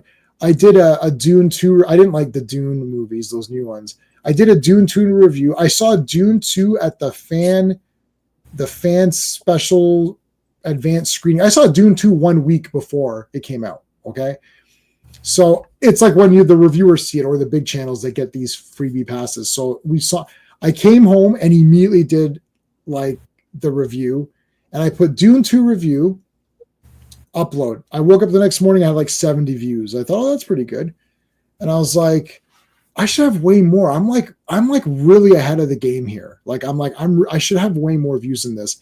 I changed it to Dune. I didn't change the video, the thumbnail, nothing. I wrote Dune 2 sucks with like a exclamation point, like 2,000 views. And like I had like 100 comments. All right. Because I said it sucked. And I didn't even change. I didn't make the thumbnail weird or anything. So yeah. I mean, that's how you get. And I'm only going to say it sucks if it does suck. That's the other problem. And I'm not going to I don't go see as many movies now because I either just wait for streaming or I'm going to buy them. Like Tron Ares. If Tron Ares sucks, it doesn't matter because I'm going to buy it no matter what. Same with Predator Shitlands. We know that's going to, they literally put shit in the title. So you know it's going to be bad. But I'm still going to buy it anyways. And I'm going to put it right next to Prey. And then I'm never going to watch those movies ever again. Yeah. Right. But I need it for my collection. So, I mean, that's the problem. And I'm not going to show for stuff because I'm not doing that. I'm not going to fake lie and pretend something's good if it sucks, like Superman or whatever. And it's like, we all know it sucks. Yeah. It's okay. Yeah. No worries. Actually, we're going to find out today. We're going to find out. Oh my God. Wow. Oh my God. The opinions expressed by RRTNZ are not those. Well, they kind of are. They kind of are. Every time you see that shit, it's like, oh, we don't believe in this. Well, you produced the DVD, didn't you? Yeah. So you clearly agree with it. Well, we just let them say whatever they want. That's how it works. What was that? What was it's some weird movie. It's like, oh, we don't agree with this. Well, you produced it though, so like, you put it on. They do that on DVD and Blu-ray all the time for the commentary, and nothing happens and you're like, oh, I guess it's a spicy commentary, and like nothing happens. Mm-hmm. All right, Sean, last one of tonight. All right, Fantastic Four number 138. The cover art is by John Buscema, Joe Sinnott, and Gaspar Saladino. Our release date is June 26, 1973, but the cover date is September 1973. Madness is the Miracle Man, written by Jerry Conway, penciled by John Buscema and Joe Sinnott, inked by Joe Sinnott, colored by Petra Goldberg, lettered by John Costanza, and edited by Roy Thomas. All right. Well, this is a cool cover. Miracle Man is colored wrong, so we're already talking about our things colored wrong. So there's that already. Yeah. I mean, so that's weird. But we do have the return of Wyatt Wingfoot. Yeah, he's one of my random Marvel characters that I love for no reason. He is cool. So yes. Oh, he's so. I want a Wyatt. If I do a Wyatt Wingfoot comic, they're gonna get mad at me because I'm not native, but I can guarantee it make it awesome because it wouldn't matter. I would just make him an awesome character and he beats the shit out of bad guys. Yeah, you're the only one that cares enough to write about the character. Exactly.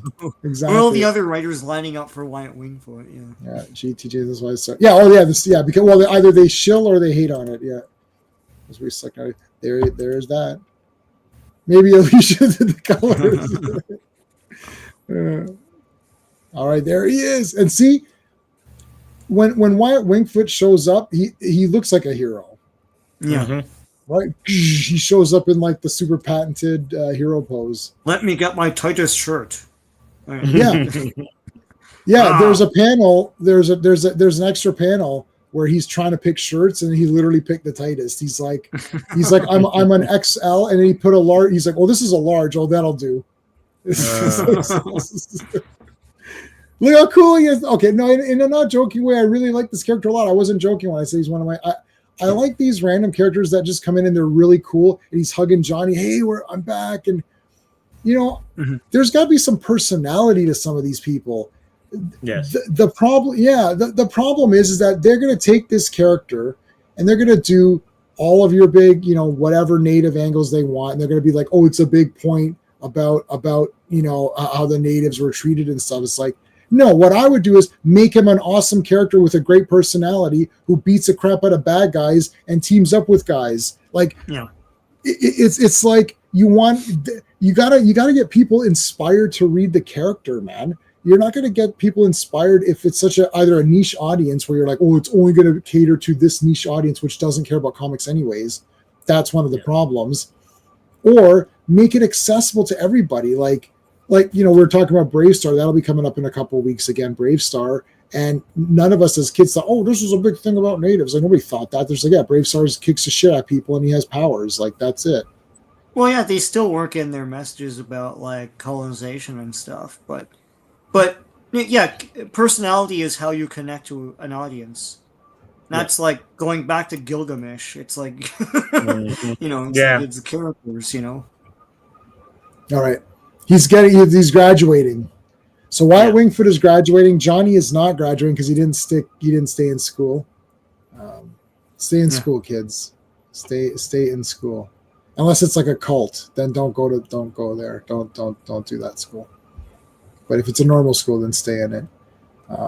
Some memories here of. I love that his hair gets messed up. So Johnny's all worried about going to the guy's graduation. He's doing his hair, and he's like, "Oh shit, my hair looks like shit," or whatever, which it actually does later on. Oh, Alicia's blonde. RR.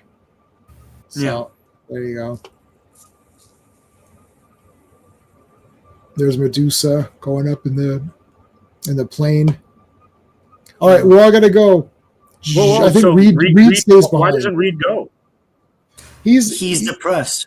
Yeah, because of Sue and Franklin. Yeah, that's fair. And he told them it's like you three are going. I'm staying. It's final. And they're like, okay. Yeah. I want to go be depressed in this corner. Yeah. Colorization. Yeah. Okay, Sean say Brave Star deals with issues but isn't black and white only really necessary for noir films. Yes, that's what you completely misinterpreted that, but Where's my what the heck? But points for the way you spell color. Fantastic. With the U. Absolutely. Yeah. Kalauer, yeah. Avon. Blake 7 season 2 is pre-order, so everybody pre-order Blake 7 season 2, the third best television show of all time. So there you go. And that's facts. I checked. I googled that too. So it's not just me. It's not just me saying it. Other people. Becky Lynch does this thing now on wrestling where she's like, "I'm the best women's wrestler of all time," and that's not just me saying it. Other people say it too. And she's like naming other random magazines. It's like, they said I was the best, and I love that. So I'm going to use that. It's like other people say it too. All right, so they're going to his graduation. Meanwhile, this guy can't climb rocks or whatever, has trouble walking because he missed this entire this shadow thing coming to kill him. So I don't know how he missed this monster. It's huge, but anyways. It's the size of a mountain. Yeah. It's literally a mountain. They're like, what happened? Oh my God, what happened? It's like, let's go. Dun, dun, dun, here they come. It's like, what? Look at this guy. The mountain's alive. Dude, he's alive and coming for us. There's a graduation thing in the big suit. Aunt Petunia. No, it's not. Yeah, it's not Aunt Petunia. It could be. Thank you, Wyatt Wingfoot. They never showed Aunt Petunia. It's like Mrs. Columbo until they made the show Mrs. Columbo. But yeah. Yeah, and it's Janeway. It's but then they disavowed what's his name? Peter Fox said, well, that's a character named Mrs. Columbo, but it's not the actual character. Because it was not doing well in the ratings, so they sort of just distanced themselves from it. Anyway. Well, they suck. I like Kate Mulgrew, so there you go. Wasn't Kate Mulgrew a killer in one of the episodes of Columbo before that show? Everybody they had like 4 actors in network television, and they all played like whoever, you know. But Columbo was 300 something episodes or something crazy. Yeah, I know. Yeah, so everyone was a killer. Every single Leonard Nimoy was a killer. Yeah, like, oh, Leonard, no, you're and your agent lands you Columbo, like, yes, and you're like, you kill someone in the first act, and then Columbo comes and gets you, you know. Like, and then he always outsmarts them. Nobody's a smart. I got a Peter Falk 4-pack. It was like Cheap Detective, Love. Oh yeah. Like so, Murder by Death or something. I have Murder by Death. Yeah, I have that on Blu-ray. Yeah. I don't know why I did the Wakanda or Wonder Woman thing. Well, this is the Wonder Woman thing. Well, you know, they didn't do this in Black Panther comic books. Did they? I don't think they did. Not in the real ones, at least. I don't know about new ones, but yeah. I only care about Jack Kirby, Black Panther, and Jungle. I guess Jungle Action would count. Oh, you gotta include Billy Graham's. Oh, for sure, that stuff is great. I haven't read it. I've only read Jack Kirby's Black Panther. I read all that before that was after the Civil War. The Civil War movie. Sorry, where they re-released those. And I grabbed them all and I just plowed through them there. And I've reviewed them all on this channel. Panther's Rage, that whole story arc. And that's great, man. Yeah. So those I don't know. No, that's like old school. So is that Jungle Action? Is that the Jungle? They made an Epic collection, so you could check it out. Okay, I have that. Yeah. That's what I have. So that's all of Jack Kirby. And is that all Jack Kirby and all Jungle Action? It's not Jack Kirby. It's just after him. So yeah, I think it's Billy Graham, right? Is it? Yeah, it's Billy Graham. Okay, so I'll read those. If it's an old one, I'll read it. Yeah. Anything if Shuri is in it, then it's a fake Black Panther. No, this is all 70s. Yeah, okay, 70s, man. Oh yeah, then that's fine. Yeah. That's fine. I know Christopher Priest he fights dinosaurs. Oh shit, that sounds all good. Okay, he's in the. I'm not sure if it's Savage Land, but he fights dinosaurs. He's like in the Arctic. Like it's just some great stuff, man. Is there an Arctic Black Panther outfit? No, there is. They weren't thinking. He's not Batman. His normal uniform, his suit gets ripped to shreds, man.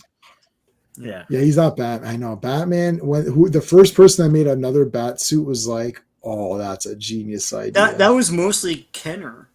Kenner did that. Kenner's genius. Yeah, Jungle Action Batman and Arctic. Yeah, because if you're in the jungle, you want action and you want to have your proper suit on, or whatever, right? Flying Wing Batman and Aqua Batman. Yeah.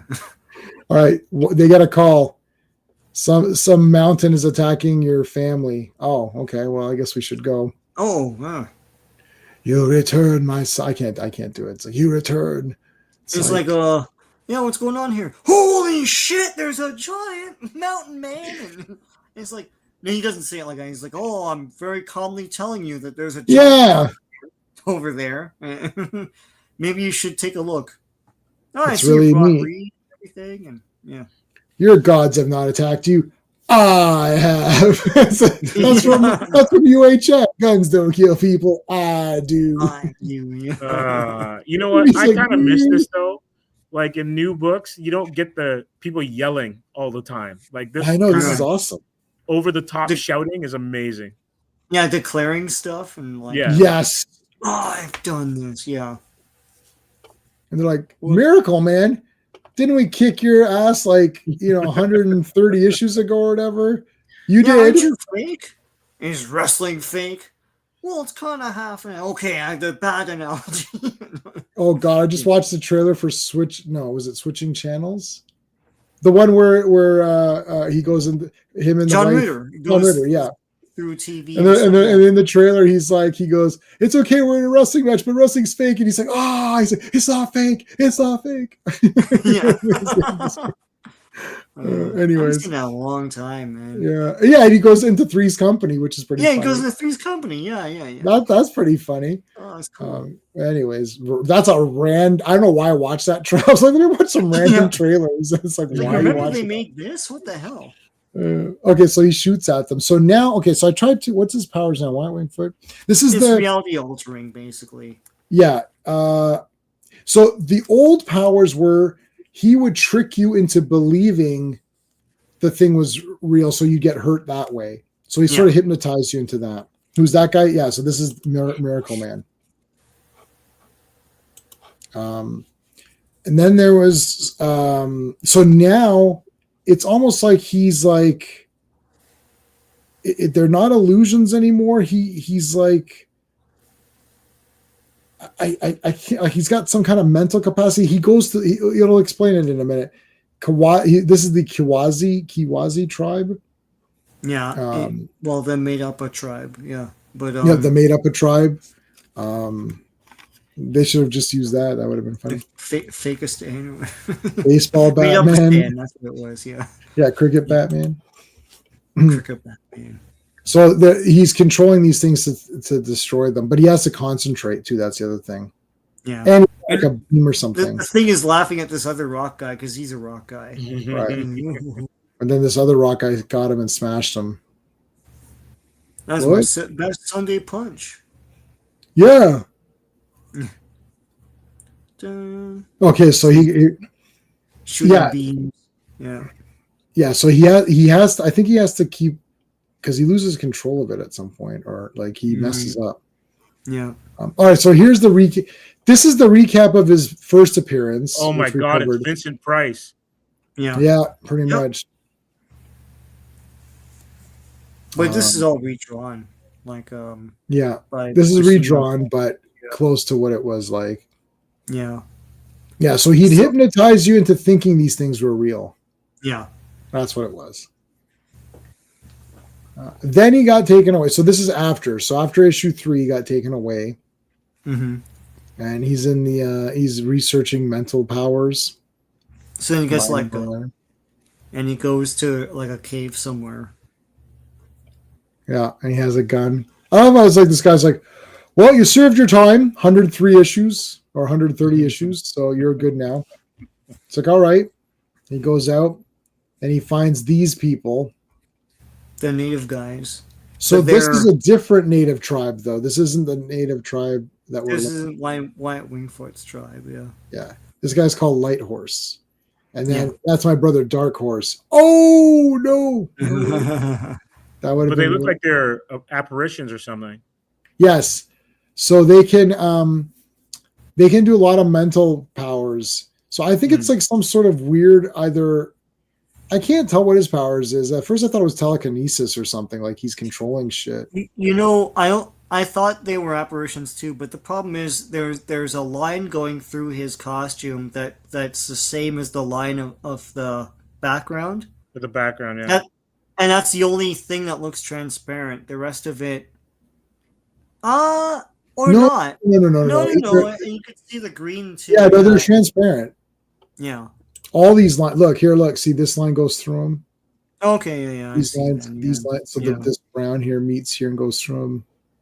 So they teach him the Force for some reason. I don't know. Yeah, so he has the Force basically. It's like Force powers. He teaches them the Force, and then he betrays them, and it's like I don't like. I'm a white guy. You guys are Indians. I don't know why you thought you. No, they explain it. That's what this is important.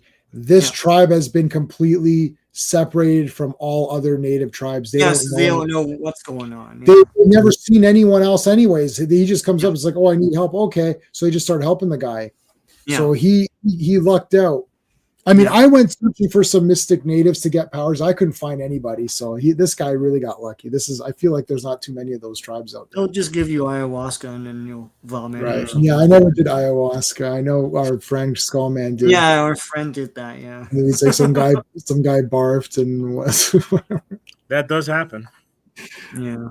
Yeah, the Batman's monks or whatever. Yes, the Shaolin. Didn't they teach him to play soccer? No, that's Shaolin soccer. Yeah. So that's an old school cut now. That's a really good movie. That movie's great. Yeah. I got that when it came. Yeah, I think I have every Stephen Chow movie. I like God of Cookery as well and all those. But Shaolin Soccer was awesome. Then they called it Kung Fu Soccer. They re-released and called it Kung Fu Soccer. I'm like, why is it called the wrong thing? Yeah, because they thought that North American audiences wouldn't know what Shaolin is. So, Right. Yeah. They obviously haven't seen. No, it's like Philosopher's Stone. Yeah, Philosopher's Stone. Yeah. Tibetan monks, not Shaolin. Who's the Tibetan monks in Shaolin Soccer? No. Oh, you mean in this thing? They're not the monks here either. They're like in America somewhere. Yeah, this is the natives. These are like those Indians, not the house from Get Smart. Native Americans, man. The Indians are attacking. He's like, Max, India's a neutral country. He's like, no. He's like, those Indians. Oh yeah. They're attacking. Who are they attacking? That's the show, right? That was the TV show. Yeah. I love Get Smart.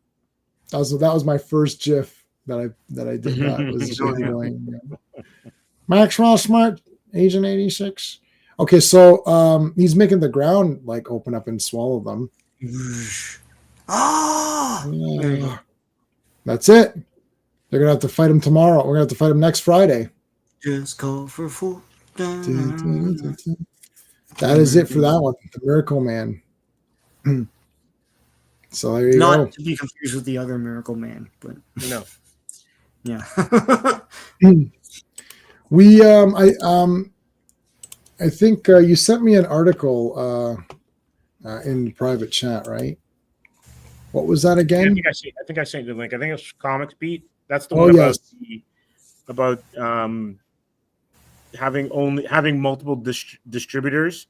Yes, is actually counterproductive for selling comics, which is interesting. I was under the impression that Luna took a lot of the accounts that were under Diamond, but I guess not. Like it's just way more splintered now, or no? According to the article, I'd have to reread it, but it seems that that's it, because like DC has their own, and so with all what it really hurts is like indies, right? Yeah.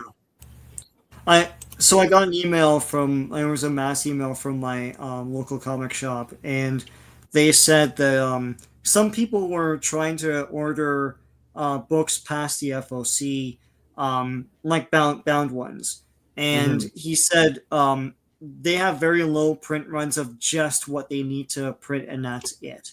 Yeah. And even if there's a second printing listed in League of Comic Geeks, for example, there's no guarantee they're actually going to make that, because if the orders are low on things like League of Comic Geeks or orders from the comic shops, then they just don't do it and they don't tell you.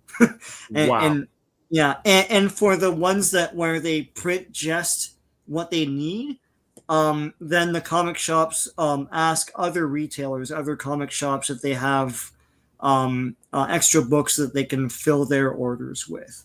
Part of when we had that stream about like what to fix, part of what I said was distribution. It's a mess. It was a mess before. Yeah. It's been a mess for years, but it's a mess based on niche buys and not on speculation of how much, and really not on demand either, right? So it's they almost basically print the publishers print on demand. They print just what they need. Yes. And that's not a sustainable industry. No, and one of the things in the article was that when you've got so many, I guess, channels that you have to then go to fulfill the orders, it then creates more work for the store, and then it means that they have to employ their workers longer, right? Yeah. So it then ends up costing them money, right? Right. Because they're going through different systems. So like just all this kind of like inside baseball stuff that you might not have really considered that affects the bottom line. So here's my distribution question: who in hell publishes the comic shop news? Because that gets out the door consistently in large quantity. Who the hell? And it's free. Who the hell is that? I thought it was Yeah, no, I thought it was Diamond, but I guess not because I still got another one. Last time I was like, "Who's doing this?"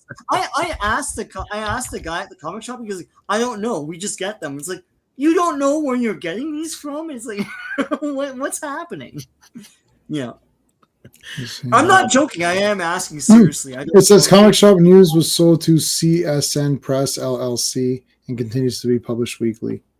Wow. CSN Press. I got. So someone asked them how they do it because it deep pockets over there then. Yeah, because they're pretty. I mean, I have old ones from the 90s, and their production values have gone way up since then. Mm-hmm. But yeah, I don't know. Yeah, it's another. I mean, distribution's always been that's what collapsed things in the 90s, and when Marvel got stupid and bought one and then ran it into the ground. But while they did that, their distribution arm just distributed Marvel and took the exclusivity away from everyone else, and so that collapsed another. I can't remember what Comics. No, Heroes World was the one that Marvel bought, right? I can't remember. Yes, I think so. I think so. And then I think so. There's another distributor that collapsed because they didn't have the Marvel orders anymore. And then Marvel collapsed what they bought. And then that's what collapsed everything. And I think somewhere in there, newsstand distribution went away too. And which they've never recovered from, in my opinion. But yeah.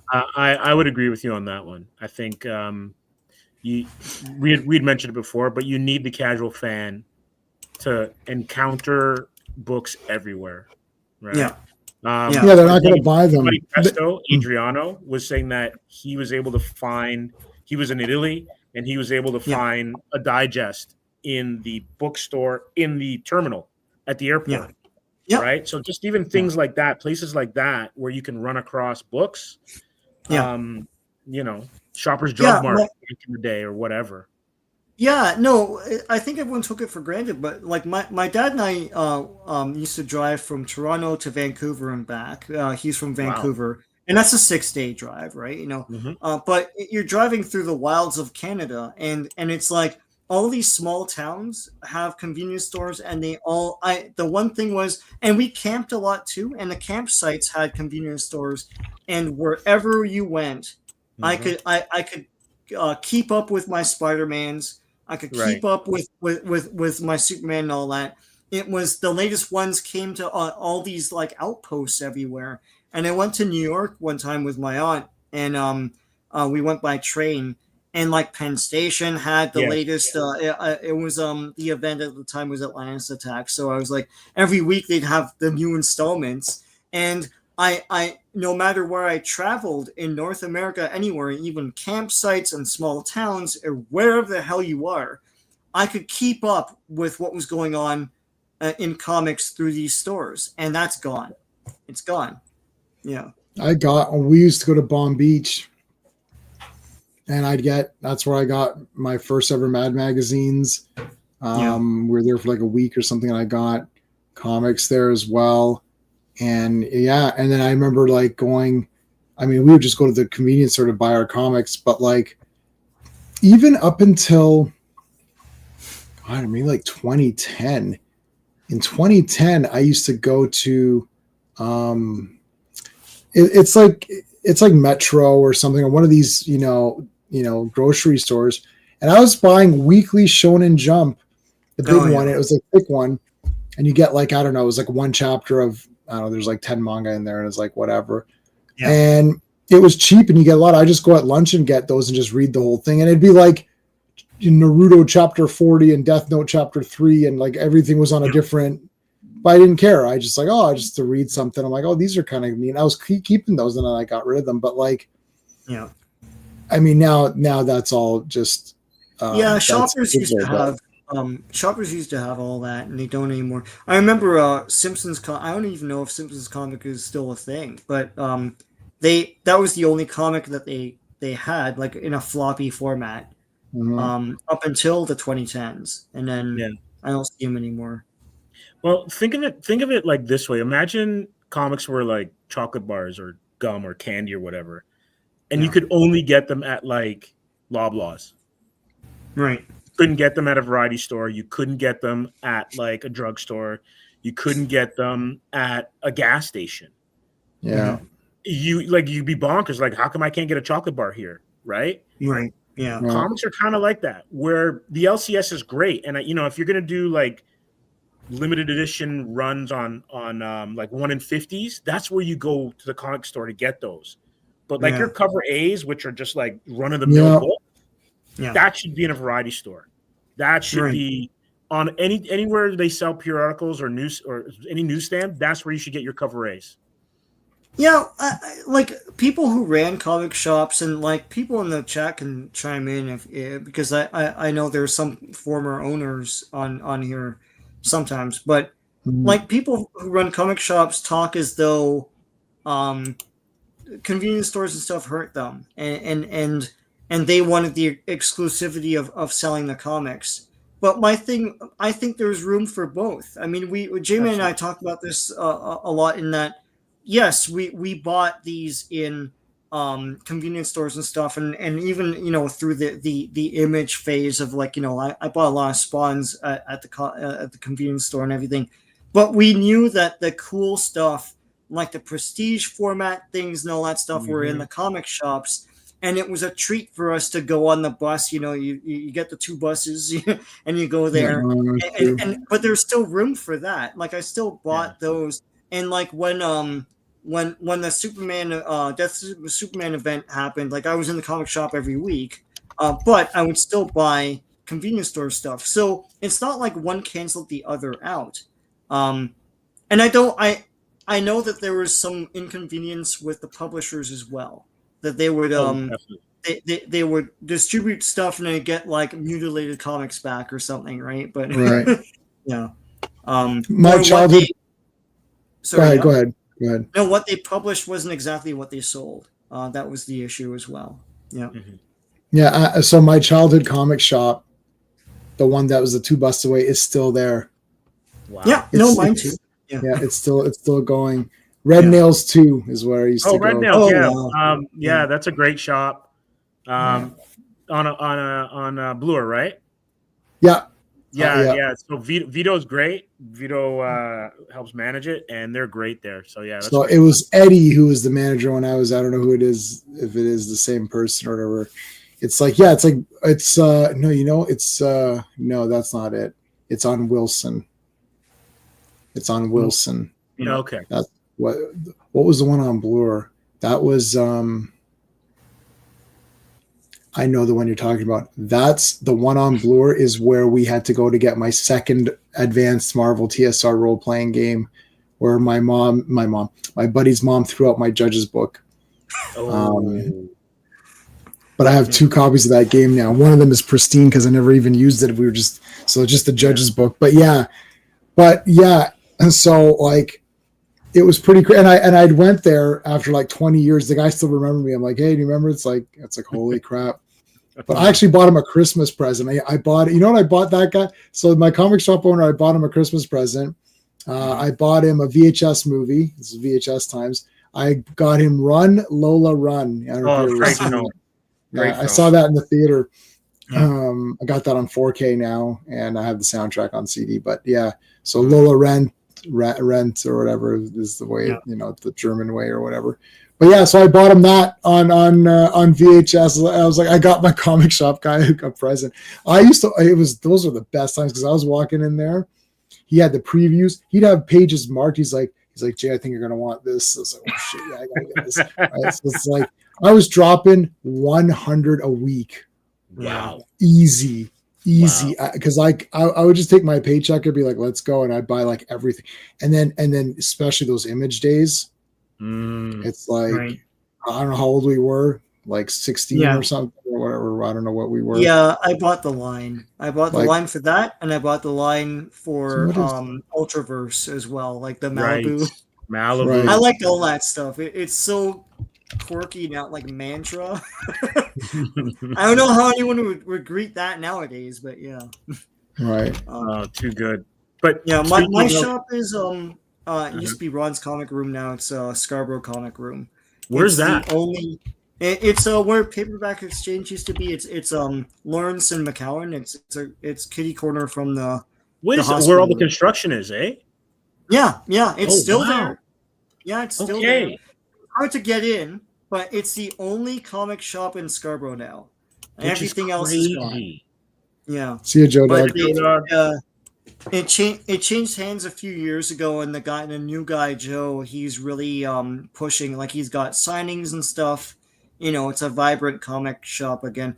It used to be in the basement of the Paperback Exchange, but now Paperback Exchange is gone. They have both floors, so it's a 2-floor comic shop. It's cool. It's been there since 1979. Yes, it says on their website. Yeah, that's pretty cool. I remember that there was magic. As big as Scarborough is, there's only one shop. Yeah, they've all gone out of business. It's just this one. Yeah. Wow. Yeah. Those were awesome times, man.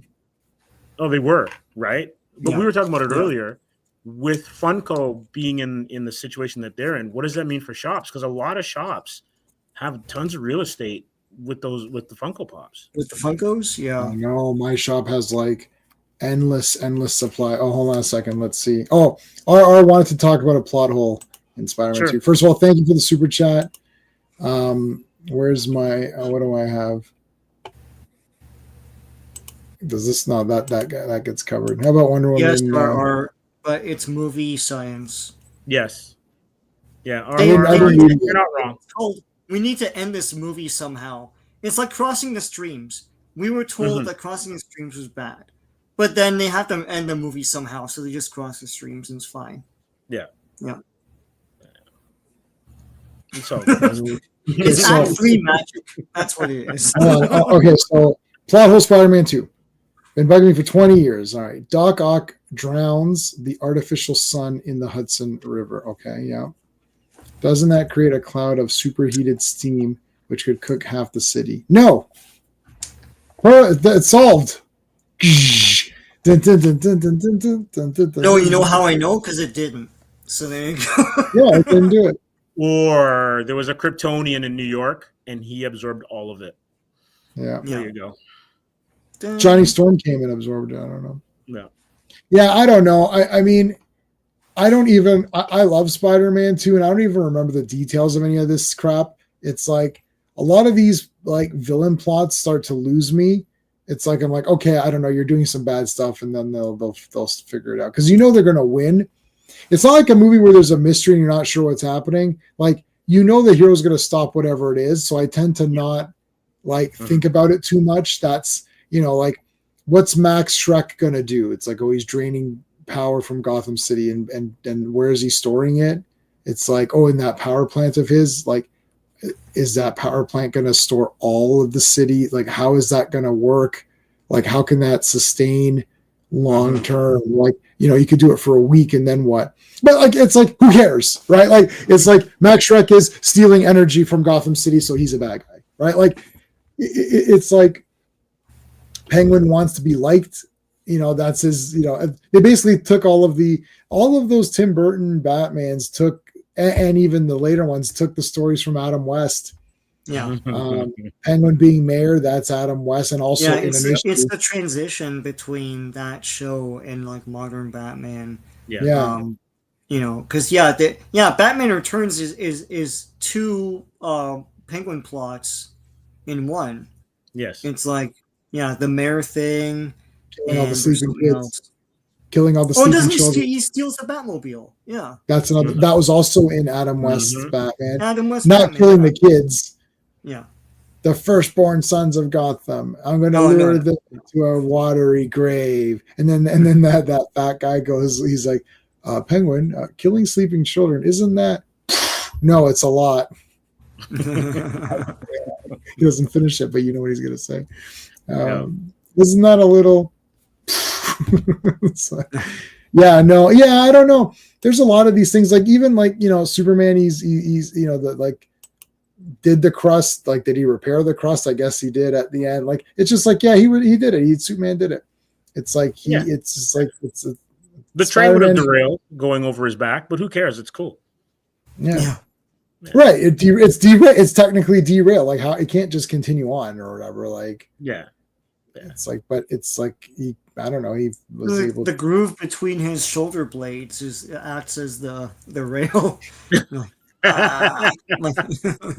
Where's my?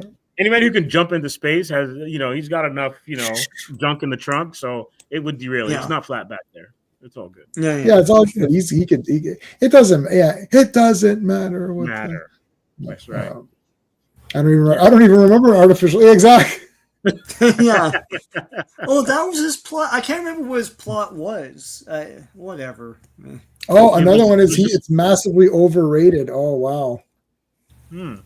Okay. Well, I wouldn't say it's the best superhero movie, just probably like top 10. So is that massively overrated? It's the best live action Spider-Man movie. Let's put it that way. I think it's the best Spider-Man movie, period. I don't like those. I don't like the Spider-Verse movies, even though I bought them. The animation sucks, and I don't like Peter being a stupid goof or whatever in that first movie. In the second movie, they made Spider-Man 2099 the bad guy. I'm like, I was so pumped up for Spider-Man 2099. I was like, why is he the bad guy? That's weird. J-Man and I have an unpopular opinion that we don't like. They never use their villains, which is annoying. And how do you have Spider-Man, who has arguably the best, if not the second best roster of villains, right? Mm-hmm. Like, Spot is cool, and he doesn't even rank really. Oh yeah, but he's even cool. He's even cool in there. So you don't have to use Spider-Man 2099 like as a villain. But yeah, I that really pissed me right off. Actually, I was really looking forward to because and then I was like, oh, they're gonna do all the figures. I like 2099. He's like my second favorite of looking like of alternate Spider-Man. I thought he looked pretty neat, and I was like, oh, this is good. I love how 2099 #1 jumped up in price when he announced he was in the sequel, and then it went right back down when the movie came out. Oh, there's a great video out there where it's like the same thing. It's like Taylor Swift might be Dazzler, and I was thinking, holy shit, I better sell. I've got first appearance Dazzler and her entire series and Beauty and the Beast original floppies, great condition. I was like, sell. I was like, hurry! I ran to eBay. I started entering the thing, and it was already went back down. They're like, "Yeah, Taylor Swift's on in this movie. Are you guys mentally handicapped or something? Why would she be in this? Yeah, that would have been leaked in 3 seconds. There's no way that could have actually been a surprise. That would be impossible. The drowning the son in the river is so stupid. You know how stupid is it? It's so stupid that it took me out of the movie, but people seem to just gloss over it. It's a million times dumber than Superman flying fast to travel back in time. RR Man, honestly, I don't really remember what was going on in there. I thought he was just like, he was creating some sort of energy source or something. A lot of these Spider-Man things, see, for me, it's not like, I'm going everything by feeling. I'm not going everything by plot. Plot comes second. So I have my space system, and I know story is the first thing because that's how it works. Because I wanted it to spell the word space. Space, yeah. But characters are my number one thing. If I like a character, and like people don't like Escape from LA, those people suck and need to go away. It's like it's Snake Plissken. He's back. He's super awesome. He's got the super pumped up leather jacket. At the end, he smokes a cigar as he turns down the earth. He screwed all those loser government people. It's like that movie made Michelle Forbes not look good, so that's a bit of a sin. But other than that, it made Pam Grier into a man, which is actually pretty sinful. Actually, that's actually maybe the worst thing that they did. They made Pam Grier into a man. Everyone knows that ain't no man. So that's kind of shitty. But it was a joke. It's to be funny, so that's fine. I love Escape from LA, and I was like, oh, because Snake Plissken's in it, and he's awesome. I don't understand. Like he's back, he's awesome. I don't care. Same thing with Spider-Man. I like Tobey Maguire in that. I like the heroism in it. You know, like how it's like, oh, you know, she's like, oh, do you love me? I like those scenes. I like the Aunt May stuff. Doc Ock looks cool. He fights him in a pretty cool action scene. Danny Hicks is in it from Evil Dead 2. So that's always cool. And he's the killer and intruder. So it's nice to see him on there. as a random. He's the one who's like, he's like my son's age or something or whatever. So yeah, I like Spider-Man 2 because I got emotionally pumped up for it. I don't hate Spider-Man 3 either, except that I just don't like the Uncle Ben stuff. And, Venom's kind of wasted, but I didn't care about Venom, so I didn't care that he was wasted. And Sandman looked cool. There you go. But I have a hot take. What RR's talking about is what horror lives on, where like people who can't outrun incredibly slow things, right? Right. Dumbass decisions. Like, why are you going in there? Like, that's what horror's built on. So, it's like, how do you get from A to B to C to D to end the story? As long as you're engaged and you're like, okay, that's just how it goes. That's part of the rules of whatever you're watching. Then you can kind of forgive it. Like, James Bond should be dead. Man walks in a hotel, secret agent. Mr. Bond, good to see you again. Usual room, right? If you're a secret agent, how does everyone know you? How does the concierge know you? Right? Yeah, that's weird. Yeah, but we love it. Yeah, yeah, for sure. Yeah. It's just part of the thing. It's just like, Spider-Man and Dark Hero. No, not really. I don't know. Not in my opinion. I recently read the first 10 again or something like that. Because Peter David did those. I think when he passed away, I was like, oh, I should go back and read some of those. No, I don't think he was dark. It's just like that future was, it's not dystopian exactly, but it's like a shittier future, and it's all like the tech guys and stuff taking over and all that stuff. So it's like, he was, I wouldn't call him like a dark hero like Punisher. I definitely would not say he's like the Punisher unless it became that later on. I only collected the first few, so I don't know for sure. His first Spider-Man's film is the best. Okay, there's 3 parts I've seen. Yeah, I like part 1 also. Yeah, it's just the Green Goblin. The Green Goblin suit for me that sucks. Was like, especially when you saw the animatronic kind of regular thing they were going to do, and then they abandoned it. I was like, man. And then how do you put Willem Dafoe's face behind a Power Ranger? Because Willem Dafoe is awesome. Oh my god. Yeah, he was awesome. Yeah, the movie's awesome, and Green Goblin's acting is awesome. It's just literally his armor is weird. That's it.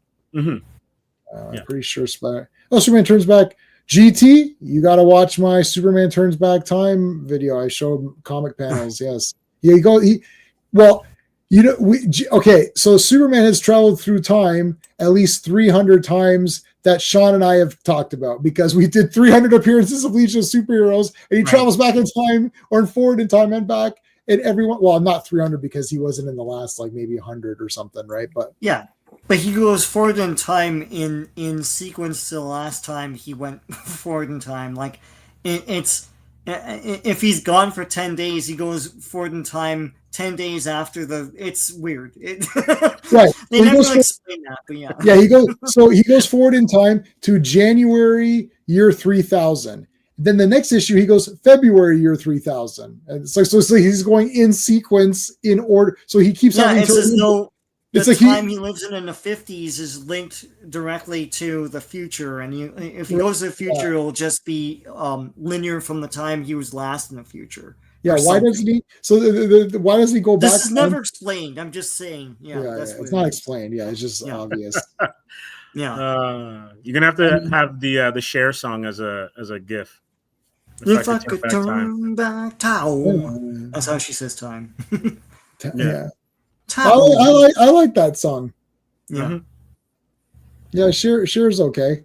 I think I didn't. I saw an interview with Eddie Murphy where he bought Cher's house back in the day. Okay. And it had a retractable roof. Before that was a thing in stadiums, right? So then he built his own house, and he said, you know what? I want a retractable roof like Cher had. So he has a roof that can retract when it's sunny out, and it goes back. Isn't that what a patio's for, or a backyard? I know. It's it's overkill. Just go out on the patio, dude. God. Hey man. No, when you're rich, you got enough cash, right?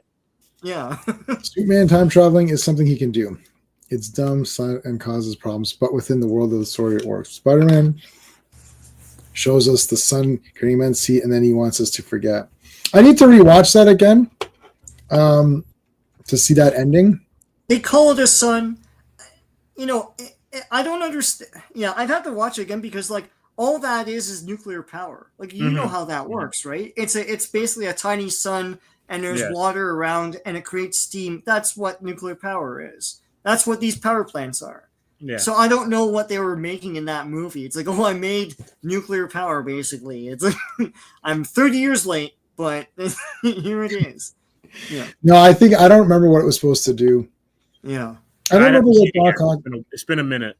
Yeah, I gotta watch that one again. I don't remember exactly what his thing was.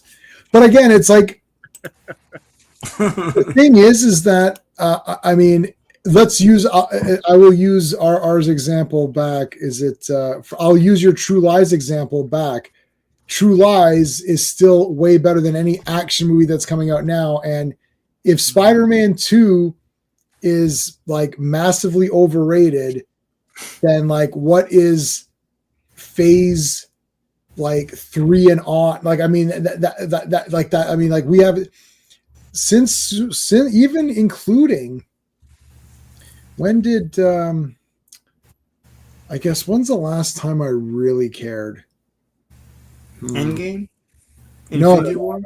I stopped even by that. I wasn't caring. Let me think.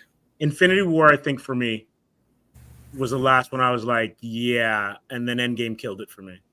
I didn't like the landing on Endgame. There's a lot of things I don't like in Endgame, but there are some cool things I like. But yeah, I liked Endgame. It was very comic booky to me. It was the factioning off and then coming back. Like I liked all that and their ridiculous way of explaining time travel.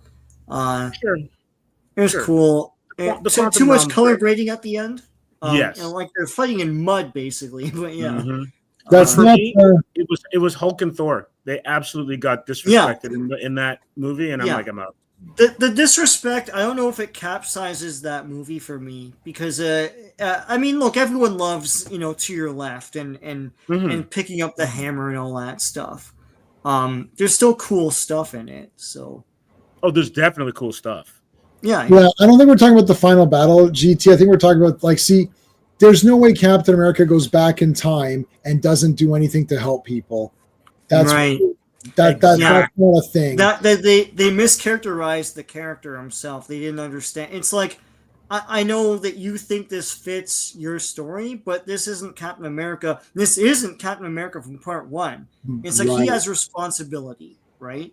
So why would he sit everything out to have a life of his own? That is part of the tragedy of the character, and that he should live with, not complete his story. What the hell is that? Then he's not he's not a hero, Yeah, and I don't like the 5-year, that snap or the 5-year whatever thing. Yeah, absolutely just destroyed all movies afterwards because everyone's like, "Where were you during this time?" And then Spider-Man comes out, and every single person happened to be snapped at the right time. All the main characters, it's just. Why didn't they just say 5 months later? Why did they have to say 5 years later? You could have had the same thing because they're saying in 5 months the world wouldn't have gone that shit. But maybe it would have. I mean, we had a blackout over here for like a week or whatever. Remember that? Maybe 15 years ago or something. There was a blackout for like a week. People were losing their minds. That was only 1 week. I'm telling you, 5 months into the lockdown. Oh my God! Changed. Yeah, that's even a better example. So it's like, no, the world can change, and back then the lockdown hadn't happened yet, but they would have, if it did, they would have seen 5 months is pretty good. This is put in there. Yeah, man, we had animals coming like in downtown Toronto. We had like coyotes and foxes coming onto trails in the city because people weren't out, and that was nature was already taking over. Absolutely, I remember that. Yeah. So they could have just said 5 months later, and then they It's like 5 years. It's like just unrelated. I remember when people were using the 401 as a walking trail. It's just like walking on the 401. And you see them on the MTO cameras because they have them live, right? Wow, that's crazy. Like, what the hell? Is it one single person in the middle? No one's driving on it. It was Walking Dead-esque. Yeah. Right? Yeah. All right. So hold on a second. He to maintain. So RR still wants to fight it out. Okay. The maintain suspicions with the story has to establish rules and stick. I'm gonna Wikipedia this.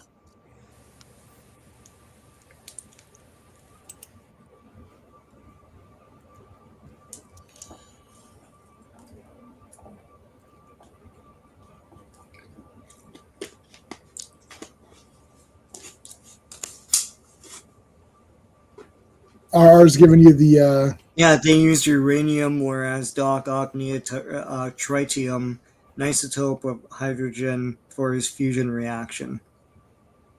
I know, but I think to your point, and everyone else in the comments is saying it, we totally forgot what his plot was. That really isn't what we come for that movie for. It's like, I like the fight at the bank and everything. I like all the classic Doc Ock imagery. But to tie it to like some ridiculous movie plot bullshit thing was sort of a weakness. And I don't think a lot of us are going to say it's like one of the best superhero movies. I think right now it's relegated to like one of the best Spider-Man movies. And that's because of Hotman's speech. Oh, it's top 5. It's top 5. It's like so I'll go back to explaining my shtick for a second. See, I love all 4 Superman movies, and it's like, so we'll use Superman 3 because I always mention that one just because whatever. And I'm looking at the poster, so it's in front of me. So I love Superman 3, and then someone's gonna give me all these like plot points that don't make sense, and I'm gonna say I don't care. Yeah. Like. I don't care if that fusion thing works or not. Like, I literally don't care. Doc Ock's awesome. The fights are cool. I like Spider-Man. He's swinging around doing stuff. I like the stuff with Mary Jane. It's the only time I've liked Mary Jane. So I like Superman 3. Oh, well, it's like, could Richard Pryor really go off of, Yeah, can August Gorman really go off the thing? Balls like that's fake. But I like Superman 3 because he's in the costume a lot. I like the way that he turns bad and fights himself. That's super cool. And Superman 4, god damn, they're breathing in space. There's like gravity in space somehow. Right. So I think you said you like Superman 4, right? So Superman 4 breathing in space is way worse because even generic normies, anybody knows that's weird. Right? This fission and fusion thing, I took chemistry. I took advanced chemistry. And I don't remember anything. Like it's like I got like a 60, I think. So I didn't do that great in that course. Thank God the exam was half math, and I'm pretty good at math. But like the chemistry part, like, ugh. So even I don't like fission, fusion. I can sort of understand if I sat down and meditated on these things. I could try to be like okay, but it doesn't matter to me. It's because I like seeing Christopher Reeve as Superman. I like where he chokes out the bad version, then he goes and he pulls the thing. It's like he's back. That's awesome. Superman 4, I like the speech he goes up to the UN and talks. That I like that, and I like Lex Luthor making a guy like he makes a new villain to fight. We actually have a proper villain, not because like Superman 3, the computer was like okay, but it wasn't as awesome as like Zod. So having Nuclear Man show up, that was pretty badass. I don't care if they breathe in space. Like when I first learned about because I watched it as a kid, then I was like, oh yeah, they're breathing in space. I literally didn't even think of it. I never even thought of that as a thing. Someone pointed out, I was like, well, they can breathe up there. I'm like, or how about you F off? How's that sound? Like, I don't care. I don't care. Every Star Wars movie breaks that. Because you have sound effects in space. Oh yeah, there's sound effects. Those space battles should all be silent. Yeah. And the one that I can't figure out is how Vader never figured out that 3PO was his robot.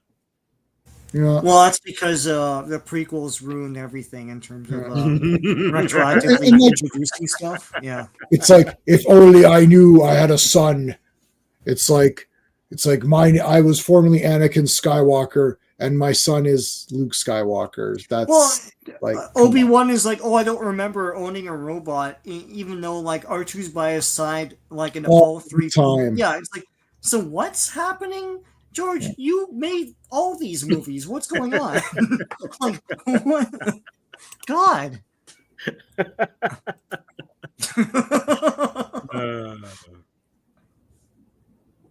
Yeah, but you know what? But that's the beauty of it, RR. Like, you don't like it, but other people love it, and that's what allows all these films to work. Because, like, if you really think about it, every franchise really should only have 1 or 2 films in it, because they're not going to be universally as loved once you get to 3, 4, 5, or whatever. Right? Unless Christopher Reeve is in there. Anyway. There's only 2 Predator movies. Some like we were on that stream. You missed it, Sean, and they're like, oh, we did a ranking. We did a Predator ranking video or something like that. I was like, it's pretty easy to rank them. Oh, no, I listened to the whole thing. Yeah, it's like 1 and 2. Yeah, I've ranked them all. Yeah. That was pretty easy. I would say they're both 10 out of 10, but I can rank them. I guess part 1's a bit better because it's part 1, so I ranked them. It's like, what about the other Predator movies? There aren't any, so that was the easiest ranking of all time. 77 is Mary Jane's not in 77. I don't know when she appears. She doesn't show up until the 80s cartoon. Yeah, so, the 80s is she not in the old 60s cartoon? No, I don't think so. Betty. No, only Betty Brant. Only Betty Brant, eh? Wow. Let's see, what's Mary Jane? How was that about? Huh. I think I may be misremembering, but like Firestar was essentially supposed to be like a Mary Jane-esque look, but I think it was the one before Amazing Friends that you see Mary Jane. If not, then you see her in Spider-Man 94. I can't find where she first. I mean, not her first appearance in comic books, but her first appearance ever, like in a non-comic way. But I didn't like Mary Jane in the comics, though. Like, I just don't care about her. No, me neither. She was drawn by young men. It's not drawn. She's written by young men that didn't understand marriage, so it was like, it was weird. And plus, like, it was a formula after a while. Spider-Man runs off, and there's a thought bubble where Mary Jane's like, I knew what I was getting into, and all this crap, right? You know, she had a stalker for a bit, and then the stalker, but yeah. So, okay, in Superman 1, what rule was established that he could travel through time? Like, didn't Superman break its own rules? Like, if he travels through time, they just travel through time in every movie and fix the thing every time. Like, just do it every time. Like, I know he can travel through time in the comics. I'm not saying what we know in the comics. I'm saying what's in the movie. Because you're saying about the movie breaking its own rules. Was there a sense that Superman could travel through time before he did it? But it doesn't matter about the method. It's really the theme. So the theme was saying that you can't meddle. No, not to meddle that way. Right. So that turning back time articulates that theme. So therefore it works. And here the sacrifice of Doc Ock articulates that theme as well. Look, I thought it was weird that sun thing I was like, that's not just going to melt through the earth, right? But, you know, movie logic, Doc Ock sacrificed himself to save everyone. That's really the story. You know, and then you could gloss over in your head, oh, that thing just dies out kind of thing. I don't know. Like, whatever. Well, but I don't know. Maybe there was something in the movie where they say, like, oh, if water hits it or if something hits it, it's like it could dissolve it or something. Yeah, like, but if they don't say that, then it's not breaking the rules. Right. Yeah. No, wait, if they don't say that? No, he's saying if they don't say it, it is breaking the rules. That's what RR is saying. I'm saying the rule. Yeah. I'm saying that I don't care either way, whether Superman travels back through time or if the water destroys that fusion thing or whatever. That it doesn't matter because I'm saying I don't care. The theme is like as you guys as Sean explained, the themes are more important than what is actually happening. If I like the movie, if I don't like the movie because of whatever, I told you characters. It's like I don't like the new Superman movie because I don't like it. It doesn't matter. If you don't like the movie, it doesn't matter. You're not going to like it anyway, right? Yeah. And I will use it. Like if you don't like Spider-Man 2 and you have that and you have a bunch of plot and you have a bunch of points, I don't like Spider-Man 2, X, Y, Z, and Z is that point. It's like, okay, you don't like the movie and you gave your points. But I like the movie and I don't care if that's like a wrong scientific point. Like, and that's okay, because like as you mentioned, I think it was a comment earlier. Was it GT James? Loves Spider-Man 3 because of the dance scene. Power to you, brother, because that doesn't work for me at all. But if you like it, you like it. It's all good, man. Joking. I think he might be joking, though. I don't think he actually like. But I think he's even if he isn't, power. It's all good, man. I like the dance scene because it's supposed to be like he doesn't care anymore. He's carefree. He's like, I don't care if I look like a loser because I am cool. He was like Garth Brooks' alter ego. What was Garth Brooks' alter ego? When he had the dark hair and whatever and the tight jeans. Oh, I don't know. God, my wife would Riley Gaines or something. Yeah. Whatever his name is. Yeah, that was Peter Parker. I love Evil Speeder, Disco Strut. Yeah. All right. You don't mind Spider-Man 3 at all, so you think it's better than Spider-Man 2? Hey, that's all good. But yeah, I don't know. Like, a buddy of mine took me to Spider-Man 3 and apologized at the end of it. He goes, "Sorry, bro."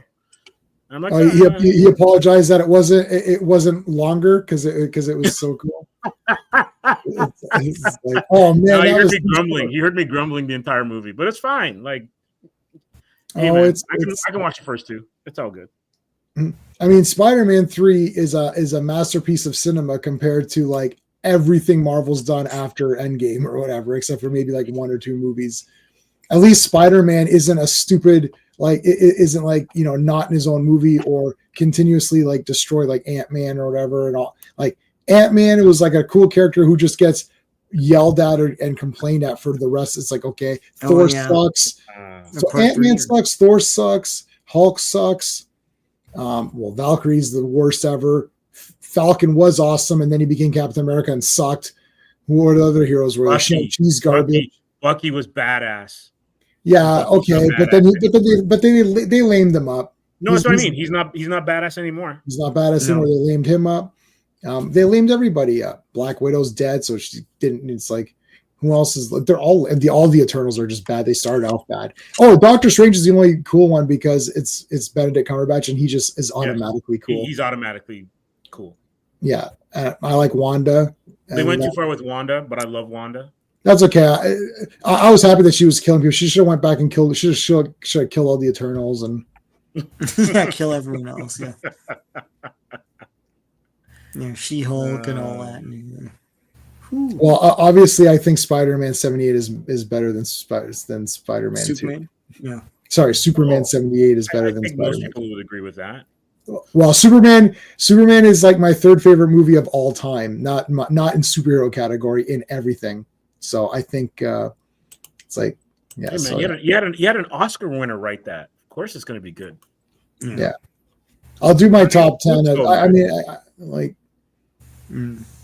But yeah, Superman's like my like it's like, you know, my third favorite movie ever. So, and then Star Wars, and then Escape from New York. First one is everyone knows it's Conan. Second one is 2001: A Space Odyssey. Then Superman. Then Empire, if you have to pick one. Then Escape from New York, because that was awesome. So, J-Man, because you're the resident Kryptonian here. Sort of. I actually like Superman 2 more than Superman 1, even though the end of Superman 2 is ridiculous, right? Like that whole cellophane chest thing. Yeah. I don't. Right? I like that, but yeah. Right? I don't get it, but it's cool. But that fight, to me, in Superman 2, that's the movie. Like that, to me, it's awesome. Over Superman 1. Yeah, I don't know. The experience. Yeah, we talked about that.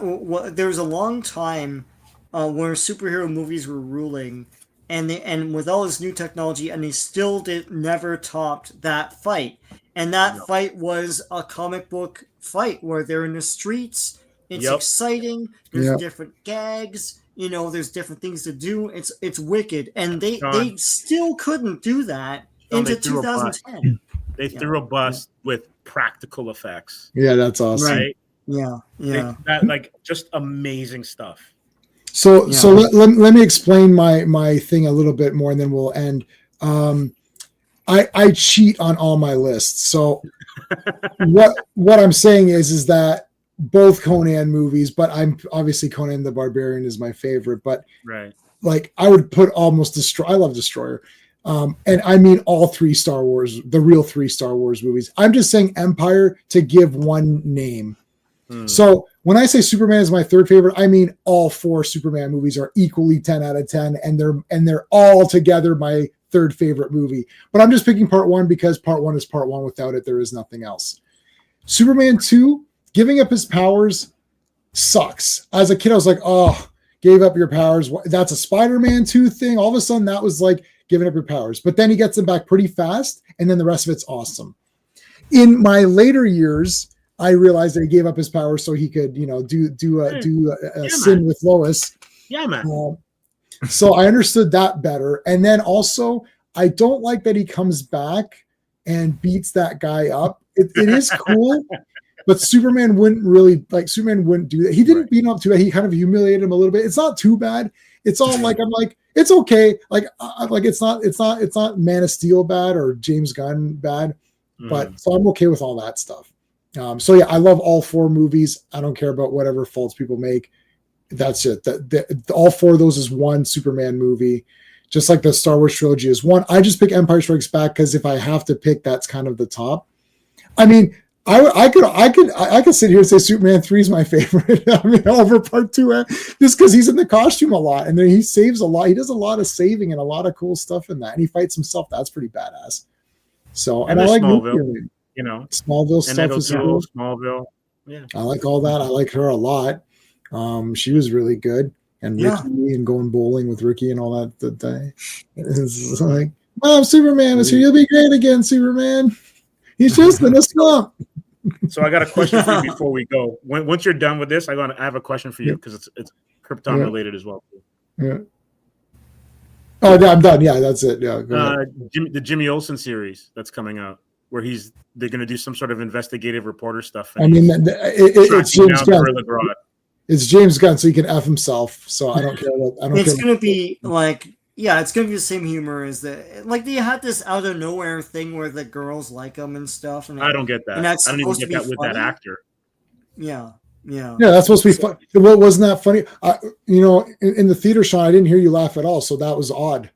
Because that was supposed to be really funny. You must have missed where they're in the alleyway and she's like, "Oh, I want to meet your parents and all that stuff," and he's trying to get information from her, and Jamie and I turned to each other and I was like, how is this a script? Like exterior Jimmy Olsen and girl, it's like, what the hell? You wrote this on a keyboard? Like what's going on? Yeah. Yes. Fade in. Jimmy runs through an alley running away from Miss Tessmacher. She eventually corners him in a groove and starts to try to make out with him and wants to meet his parents. Jimmy, everything's cool. Yeah, I got the information. Miss Tessmacher, I want to meet your parents. Like, what are you typing? What does this have to do with anything in this goddamn awful movie? It's so stupid. There's no oversight. There are no studio notes. He's the studio, right? And she took selfies, and in the behind there was stuff. Oh, look, so Jimmy Olsen saved the movie, not Superman. Hey, Angry Jim, what's up? Essentially, you hate Tolkien. Oh my God! Yeah, no. I mean, Alan Ellison did. So, but he hated everything. So, well, anyway, there you go. Is that it, or that's it? That's it. Okay, guys, good. See you on Sunday for Transformers, man. These comics are awesome, especially the last two, and it's going to end on a cliffhanger. Not by my choice. That just happened to work out that way. But yes. So Sunday Transformers, we're back on Monday for Avengers. Thanks for watching, everybody. Until next time. Hey friends, you've just been listening to J-Man, and he is the smartest person who ever lived. So make sure you like and subscribe.